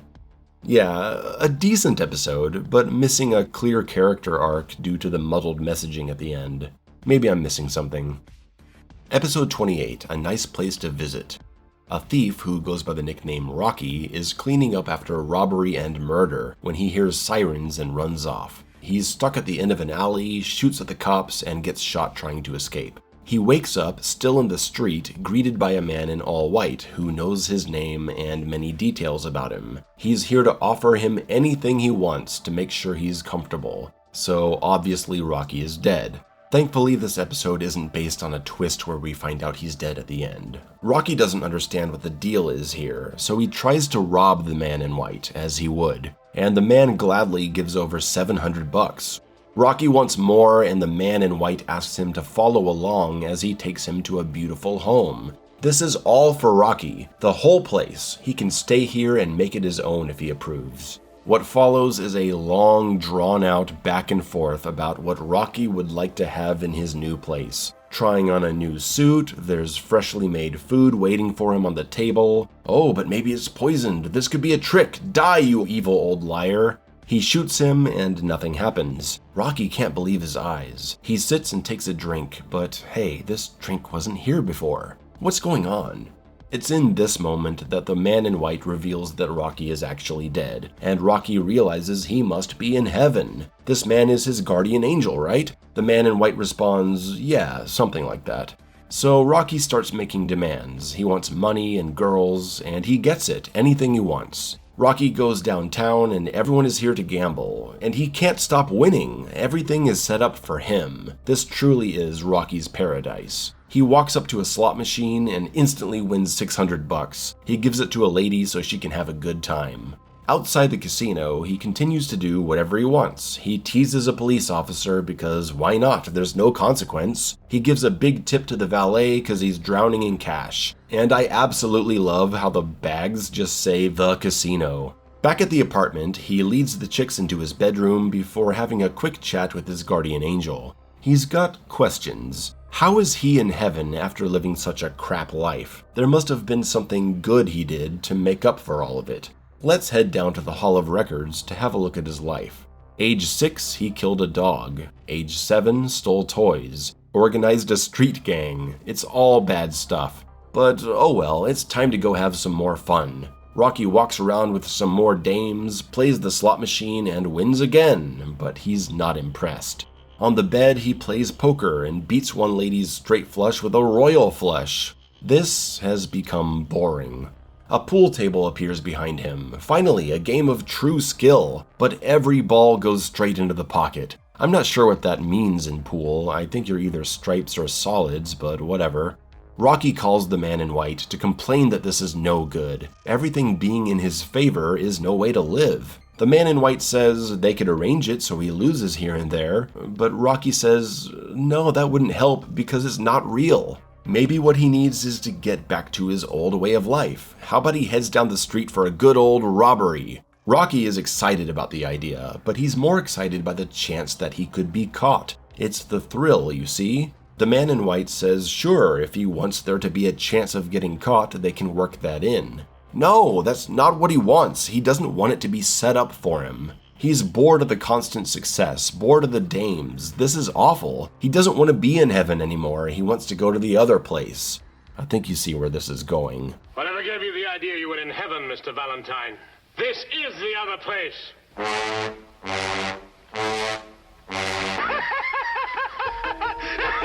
Okay, I think it's becoming crystal clear at this point what the difference is between the top quality stories in the Twilight Zone and the mediocre ones. The mediocre ones, like this, feel like someone said, hey, what if this happened? Wouldn't that be weird? And they feel like that's all they need to do to fill 25 minutes. What if a man thought he was in heaven but he was actually in hell? What if astronauts found aliens and they were put in cages like we do to zoo animals? What if there was a guy who could change his face? Maybe they attempt a surprise ending. Maybe the episode is carried to a higher status by an excellent lead performance.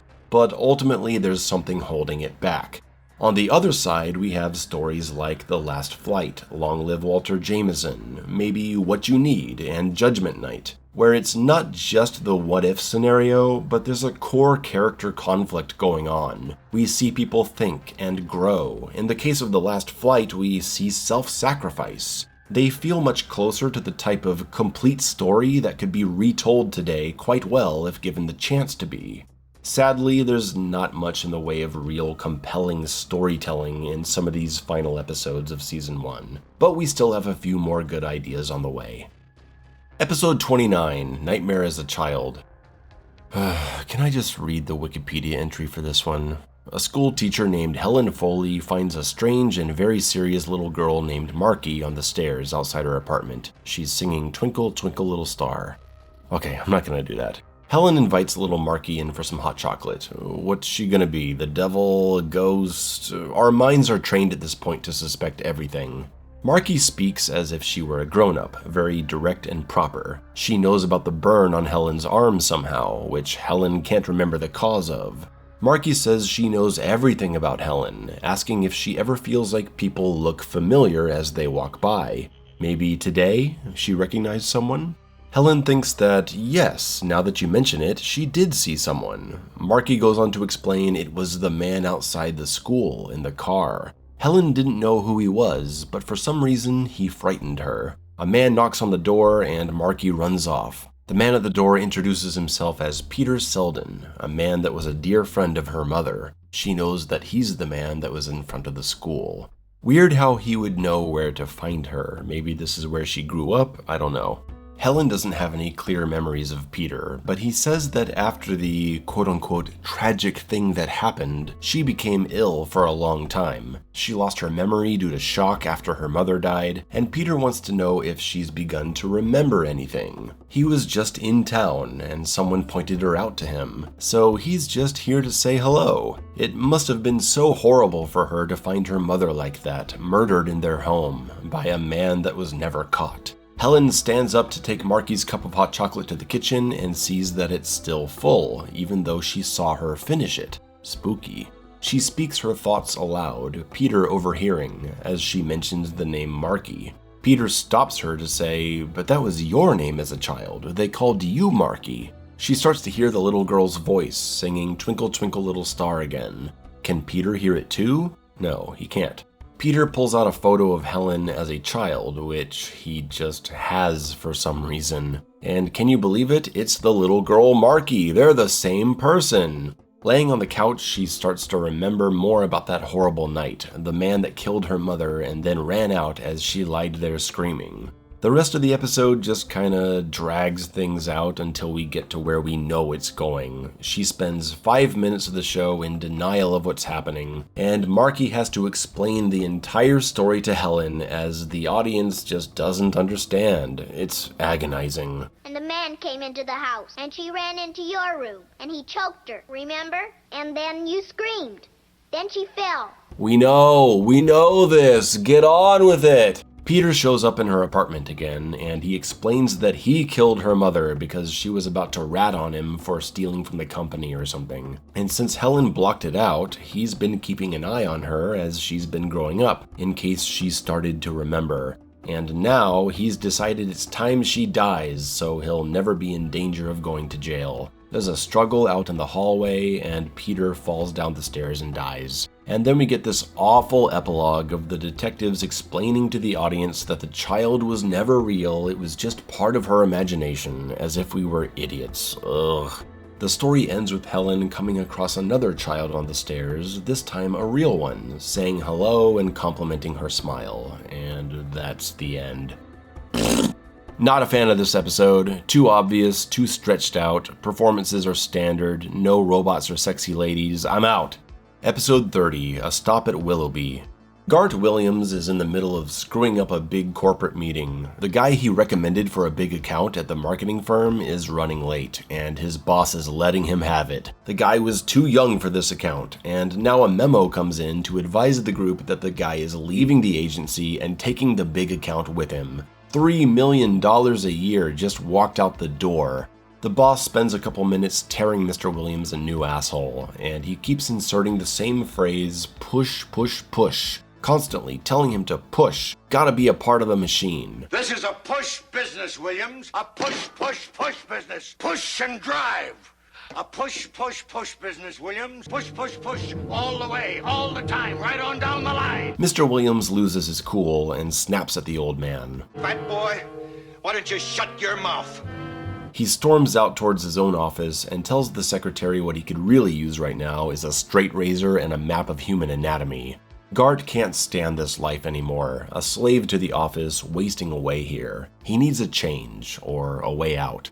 Taking the train home, he can't get the boss's words out of his own mind. Push, push, push, push and drive. Finally, he's able to get a little rest. He pulls the curtain down, rests his head against the window, and dozes off. He awakens during the day, alone on the train, seeing a beautiful old town outside called Willoughby. But there's no stop on this train in a place called Willoughby. And it's summer here. How is that possible? It's November. The conductor, now different from the one before, says Willoughby is a wonderful place where a man can live the life he wants. A sudden jolt wakes Mr. Williams back in reality, and he asks the conductor about Willoughby, but he doesn't know anything. Back at home, Mr. Williams is getting disciplined by his bitch wife, scolding him for his drinking and saying she knows what happened at the office. But she can calm down. He hasn't been fired yet. He has too many clients he could walk away with, so he's been forgiven. They fight for a bit about how he needs to focus on sustaining a good career so they can have this wonderful life, and he just doesn't want it. He hates his job, and maybe his life too. This goes on for a while. The next day, coming back from work, he takes another nap and wakes up in Willoughby again, but he stops short of actually getting off there. After getting sucked back to reality, he swears next time he's gonna get off the train. Back at the office, a phone call with the boss is driving him insane. He's got his assistant in his face telling him about his appointments. He's got 2 people on the phone. He can't take it anymore. So he runs into the bathroom where even there he's not safe. Push, Williams! Push, Williams! Push!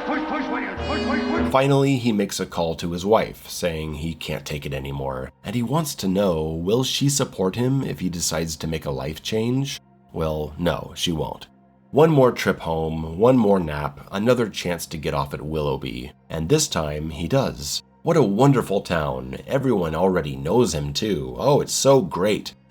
Turns out Mr. Williams is actually dead. He jumped off the train and committed suicide. Died instantly. They load him up into the ambulance sent by the funeral parlor, because I guess that's what they did back then, and the car is revealed to be from Willoughby & Son Funeral Home. Alright, was this man's subconscious telling him he wanted to die? Or is there something supernatural about this location? Is the Willoughby family involved in black magic? Is it a special train? Who knows? Who cares? Not a great episode, but the lead performance is pretty good. Episode 31, The Chaser. A line is formed at a payphone in a restaurant, with an old impatient man trying to get to the front. He bribes everyone to let him pass. $1 for you, $1 for you. But the old lady at the front is smart. She gets $2. Getting up to the front, we see the phone is occupied by a sad, pathetic, persistent man hogging the phone, calling over and over, trying to reach a beautiful woman named Layla. She is, of course, lounging around her fancy apartment with perfect makeup in a sexy dress eating chocolates, as women do in their free time. This man, Roger, desperately wants to see her, but she's not interested. He's infatuated with her. The old man in the line can see that, but he needs to use the phone, so he says, "Hey Roger, I know what you need. Go see this man and he'll solve all your problems." Roger actually listens and finds himself in a giant library. The man inside asks if he's here for the glove cleaner. He's not, so what the hell is he here bothering him for? The man says he sells potions, and he must have what Roger needs, because he's here. But what does he seek? Power? Success? No, all Roger wants is Layla. The man is disappointed. Love potions are a parlor trick, the most basic of spells. He explains the effects of the potion, and it sounds quite extreme. Exactly what a shallow, superficial man thinks love is. When she isn't telling you she loves you, she'll be gazing at you lovingly. She'll worship you. She'll beg for kisses and weep for joy at your touch. Frankly, you'd get the same shake from a Cocker Spaniel. Instead of a love potion, he wants to know if Roger is sure he doesn't want the glove cleaner instead, known by many names, sometimes as Eradicator. It's only $1,000. No, Roger wants the love potion, and it's $1. What a deal. The man says, if anybody gets hurt, it'll be you. Just put it in anything, a drink, soup, whatever. He's been through this many times, he knows how it goes. Now, if this works, I'll be the happiest man in the world. Roger heads over to Layla's house with flowers and champagne, and the obviously uninterested Layla tries to get him to leave. Roger convinces her to have just one drink, and he comes in like a total creeper. Layla goes to change while he pours champagne and slips in the love potion. If anyone has seen Rick and Morty, you know where this is going. They sit for a drink, Layla guzzles it down as fast as she can so Roger will leave. But Roger is staring, waiting for some kind of change, asking for one last kiss. She tells him, "I don't even like you, just go already." Roger gives up and makes his way out, but Layla says, fine, one little kiss. But she doesn't want to let him go just yet. She apologizes for being so cruel, and suddenly she feels compelled to kiss him again. She doesn't understand what's happening, it's all so confusing. Ultimately, she surrenders to it because, well, she's in love now. Flash forward months into the future, and Layla is totally enamored with Roger, living to be his servant. Do you need anything? Maybe your slippers? What about a massage? Let me light your cigarette for you. Roger sits to read a book, and Layla asks if she's disturbing him. Of course not. and then she asks if she's disturbed him by asking if she disturbed him. This chick is totally gone. Roger comes up with a reason to leave and makes his way back to the man who sold him the potion. He's been waiting, knowing this day would come. Now, it's time for the glove cleaner. $1,000 and his problems are over. A seemingly natural death, but he has to use it all, and if he doesn't go through with it completely, he'll never have the courage to do it again. That's the warning. As Roger leaves, the man says, Always the same way. First the stimulant, then the chaser. So it sounds like this guy gets some kind of satisfaction out of seeing things turn out this way. He always wants to sell the glove cleaner. Layla's patiently waiting for her loving husband at the door, as a woman should, of course, and Roger pours some champagne to celebrate their 6-month anniversary. He's got a delicious glass of poison, but before she takes a drink, she breaks the news. They're expecting. He can't go through with it, and he faints, I guess. And the man from the library is now outside on the patio smoking a cigar that blows smoke in the shape of a heart as he disappears. Okay, not a bad story. I wish the ending had been a bit more developed towards Roger having a change of heart. It feels quite rushed, but, you know, a cute little tale about a love potion. A classic concept in fiction. It falls right there where the rest of the average episodes are. Episode 32, A Passage for Trumpet. So it feels to me like they're running out of ideas at this point. What do we got left? And the next episodes don't do much to make me think otherwise. A Passage for Trumpet has us following a trumpet player that's desperate to get back to work playing for a big band at a club. He was fired for being a drunk, but he's been sober for 7 months. All he needs is a chance. He's better than the guy they have now, but his excitement leads to the hidden bottle in his jacket slipping and breaking. The man is not ready to come back, and his friend is so sad to see such a talent go to waste, giving it all up for some cheap liquor. Our protagonist, Joey, goes on about how sad he is. In his crummy apartment, no friends, no girl, all he's got is his trumpet. But when he drinks, he doesn't see all those problems. And he can play his trumpet when he drinks and be transported to paradise, essentially. It's like he's the angel Gabriel himself. Joey sits up in the rafters, drowning in self-pity, playing the trumpet for no one but himself. The next day, Joey walks into the pawn shop where he gets his booze money. This time, he's selling the trumpet, the last thing keeping him grounded in this world. By noon, he's coming out of the bar drunk, already feeling bad about selling his precious instrument. He doesn't have anything left, so he steps into traffic to die. And then it seems like he becomes a ghost. He walks around town, invisible to those around him. He tries talking to people in the street, making conversation with the girl at the movie ticket booth, nothing. Then we get a nice false mirror effect like we had in The Four of Us Are Dying. I wish there were more creative camera tricks like this in these episodes. Joey realizes he's dead, and thankfully pretty soon. They don't drag the obvious out for 10 minutes. Down at the bar, he vents about his useless, insignificant life, pouring himself a drink, something I assume isn't actually happening because no one notices a bottle floating in the air. He wanders around for a while, feeling sad, till he hears the trumpet playing of a man that looks kinda like Abraham Lincoln, and old Abe actually sees him and hears him. Maybe Joey would like to borrow his trumpet and play for a while. After a brief tune, Abe says neither of them are actually dead. Joey doesn't understand. How else can they not see him? Abe says all the other people are actually the dead ones, living fake lives until they're ready to move on. Joey, he's in between. He has to figure out what he wants, denial or acceptance. Well, Joey wants to go back. Being close to death has made him see what he actually loved so much about life. He's not ready to go. He wants another chance at life. And Abe is like, okay, sure. He walks away into the darkness, and when pressed by Joey about his name, he says it's Gabe, short for Gabriel. Hey, I was pretty close. Abe, Gabe. We go back to the part where Joey got hit by the car, and the guy that hit him wants to keep this away from the insurance companies, so he gives him a wad of cash. Enough for Joey to get his trumpet back. He takes it up to the roof of his apartment and plays through the night. And a woman who just moved in comes up to say hi. She wants to hear some more. Looks like Joey's met a nice girl. The end.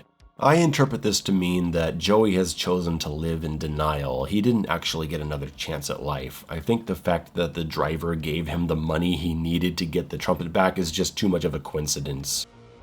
Episode 33, Mr. Beavis. Oh no. The first sign that this episode is gonna suck is the change to the opening theme. For most of the season, they've been alternating between the extended intro and the one featuring the iconic theme. Now, 4 episodes before the end of the season, they switched to something else. I'm really curious what led to this decision. Mr. Beavis, the man, is clumsy, silly, but friendly and good-hearted. Mr. Beavis, the episode, is a bizarre and generally failed attempt at comedy sci-fi that was originally created by Rod Serling as a pilot episode for a series that would have followed this character every week. Casting issues and network disinterest led to it not being picked up, but from what information I could find online, apparently Serling was under contract to still produce the episode. I don't know how all that works, but fact of the matter is, Mr. Beavis was not supposed to be a Twilight Zone and got reworked into one. If you wouldn't mind, I'd like to fly through this episode as quickly as possible because I personally can't stand it. It takes 4 minutes for anything to start happening when Mr. Beavis is finally at the office, getting fired for having such a messy desk, playing music at work, and just exhibiting distracting, eccentric behavior. Poor Mr. Beavis can't keep a job for more than 6 months. Back home, he sees he's being evicted for not paying rent on time. Bad day, Mr. Beavis, bad day. He goes to a bar to drink his problems away when he's visited by his guardian angel. This angel has watched over many men in the Beavis bloodline, all heroes and geniuses of their time. Today, his angel is going to give him the chance to repeat this day and make it work out better for him. But certain things about him need to change first. A new suit for starters. They walk out, the angel is invisible to everyone else, and we get this special effects shot. Oof, that's rough. Alright, so the day repeats and Mr. Beavis is advised not to slide down the rail this time. That's not professional behavior at all. Outside, his landlord thanks him for paying rent 3 weeks in advance. He tries to play with the kids in the street like he usually does, but they ignore him, and the street fruit vendor no longer gives him a free apple like he always does. He doesn't drive his old Rickenbacker anymore, he's got a modern sports car. He takes it to his place of work where his desk is clear of everything he's been collecting, and everyone treats him fairly coldly, except his boss who is thrilled about his performance, giving him a raise of $10 a week. That must have been a lot back in 1960. But Mr. Beavis does not seem happy with this life, and his guardian angel can't understand why. He's used to working with men of such ambition and high standing in the Beavis family. Why can't this Beavis appreciate what he's being given?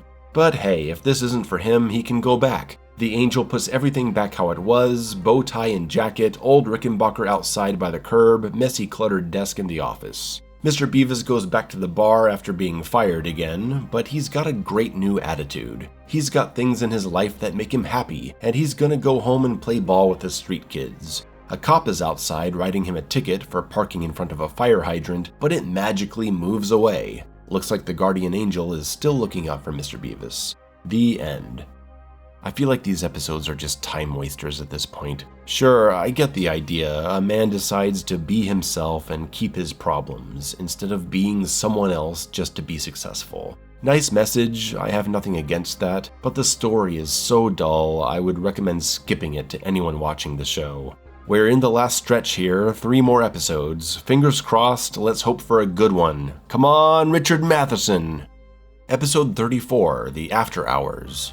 Uh-oh, we have the new intro again. Please don't suck, please don't suck. This woman, Marcia White, is shopping around a department store, but she's not looking for the perfumes or dresses on offer. She wants something specific in housewares. She needs a gold thimble for her mother. Once she gets in the elevator, the attendant says she needs to head up to specialties on the 9th floor. She's amazed that she gets an elevator all to herself, and he explains that this is an express elevator, specifically for floor 9.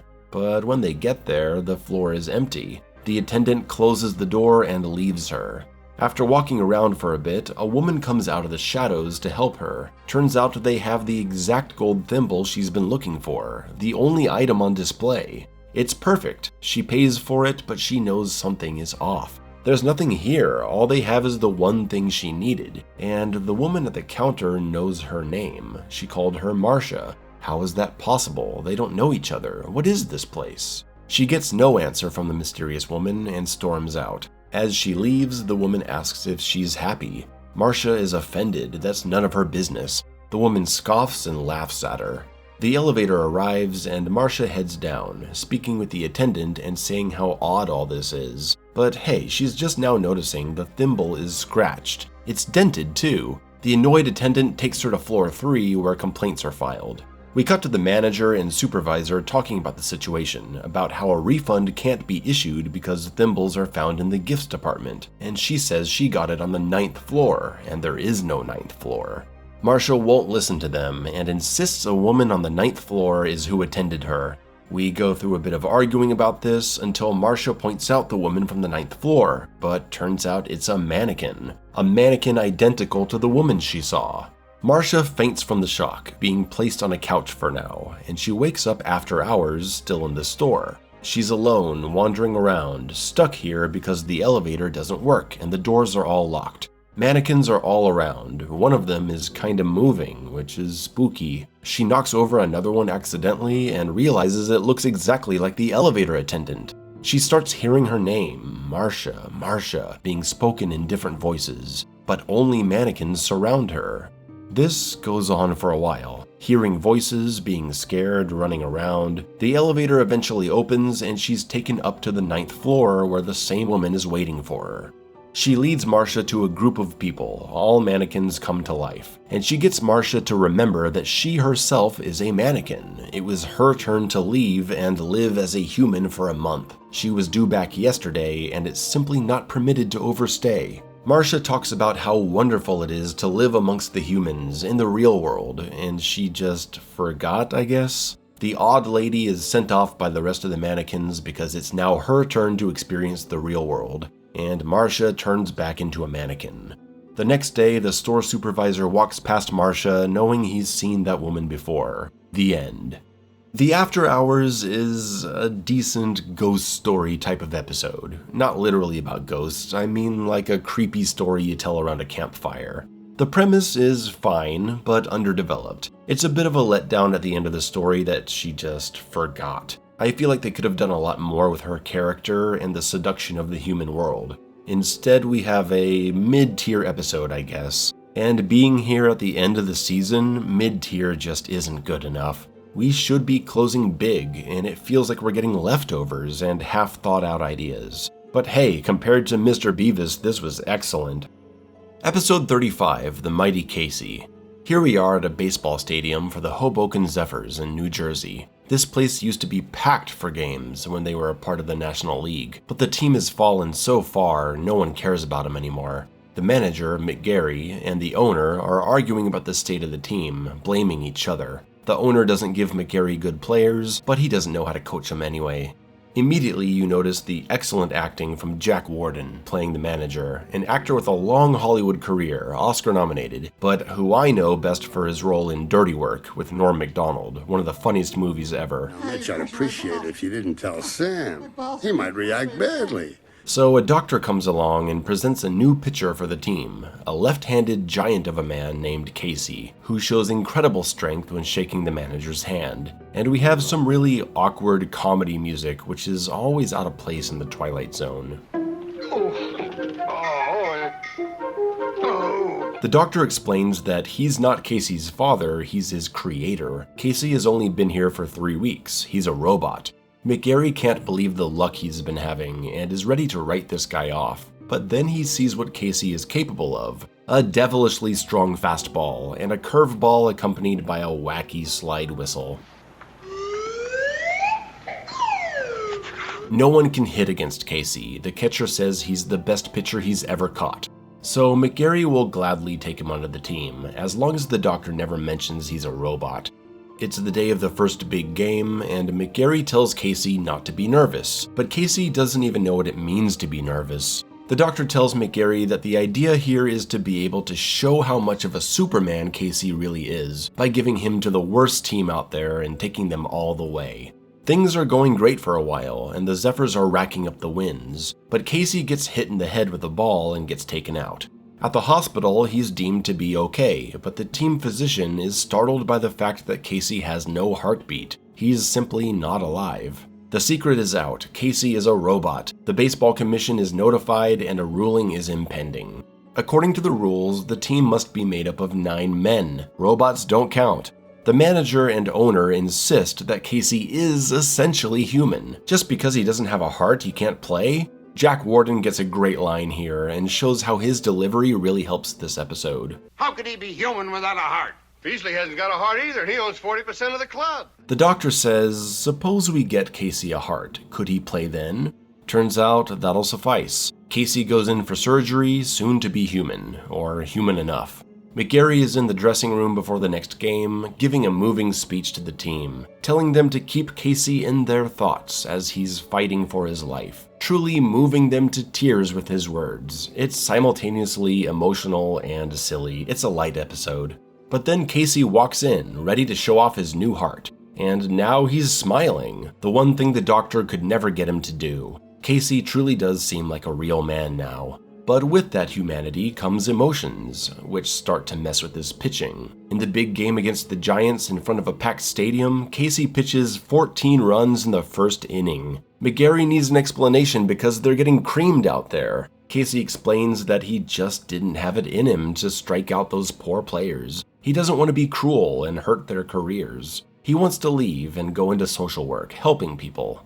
It seems the golden goose will lay eggs no longer, but the doctor leaves McGarry with the blueprints, and McGarry chases him down with the idea to build more. The closing narration says that he went on to win several pennants and a couple world championships with a pitching staff that didn't smile very much, but pitched like nothing human. So I think this episode is alright enough. It's entertaining, it has a fun twist of the heart causing Casey to start feeling. It's symbolic. Jack Warden is really good, as is the guy that plays Casey. The pacing is brisk, it's fun, ignoring some of the failed attempts at comedy, it's solid. I like it. Let's hope we get something at least this good for the final episode of Season 1. Episode 36, A World of His Own. Hey, the classic intro is back. Is that a good sign? We'll see. We open in the glamorous home office of a famous writer named Gregory West, admiring a beautiful woman named Mary, preparing him a martini. She calls him master, she calls him perfect, and sits at his side to adore him. But then his wife comes home and spots him through the window. She comes knocking at the door, Greg answers the door, holding out a pair of scissors, which he then slips into his pocket. He asks why she's home so early, since she was supposed to be out for a movie. He says he's been very busy, as Mrs. West looks for evidence of the woman she just saw her husband with. Maybe a secret door where she could be hiding. Gregory puts the scissors away, and his wife tells him what she saw. She saw another woman in his arms, but maybe she imagined it. It's ridiculous, isn't it? She begins to describe this tacky woman, dressed like a peasant, handing him a drink. Of course it couldn't be real. Someone as elegant and professional as Gregory would never waste his time with someone of such low class. Gregory defends this woman, saying she's not so drab. This slip-up sets his wife off. She demands to know where this woman is. Gregory says her name is Mary, but he just needs a moment to explain. See, sometimes when a writer writes a story, the characters become so strong on their own, the writer can no longer control them. And once, a character he was writing actually came alive and walked into the house. They sat down on the couch and spoke. Gregory, apparently, has the power to create characters from his mind. Mrs. West thinks he needs to be hospitalized, but Gregory is going to prove that he can come up with any character he wants just by speaking into his tape recorder. And to make them go away, he pulls out the scissors. He cuts out the piece of tape where the character is spoken about, tosses it into the fire, and they disappear. Now he'll show his wife exactly how it's done. He describes Mary, every detail of her appearance and of her personality. He says she's coming down the hall right now, and sure enough, she appears. There's no denying it, this power is real. Mrs. West doesn't believe it. Surely there's a secret door. Mary snuck out and came around the front. This is the end of their marriage. She wants out, but Gregory won't let her out. He's gonna prove it beyond any doubt. He starts to cut up the tape as Mary wishes he wouldn't call on her just to throw her away, and now she wants him to never bring her back. It's just too painful to be living like this. He asks for forgiveness, tosses the tape into the fire, and Mary disappears. Gregory wants his wife to stay. He only did this because he was lonely. But she grabs the key out of his pocket and marches out, saying she's gonna go see a lawyer.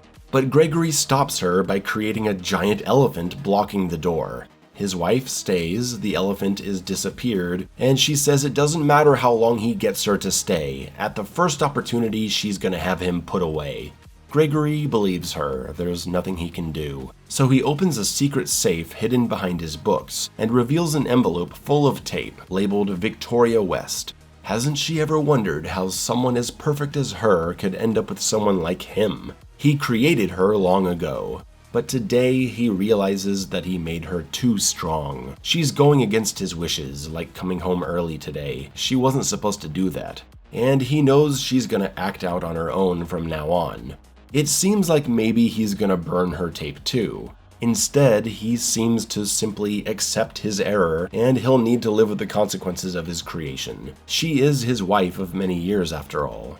Victoria is having none of this. She's not about to believe she's some made-up woman from her husband's mind, and she throws the envelope in the fire herself. Big mistake, as she starts to feel funny. She realizes that Gregory was actually telling the truth, and now it's too late. Gregory can't get the tape out of the fire, and she disappears. Gregory is furious and panicked. He sits down to immediately start re-recording everything about her to bring her back, but quickly stops himself. Why not let it be and go with what he really wants? He begins to describe Mary again, from memory, but this time she's his wife. She's here in her husband's study preparing him a drink. Welcome back, Mary.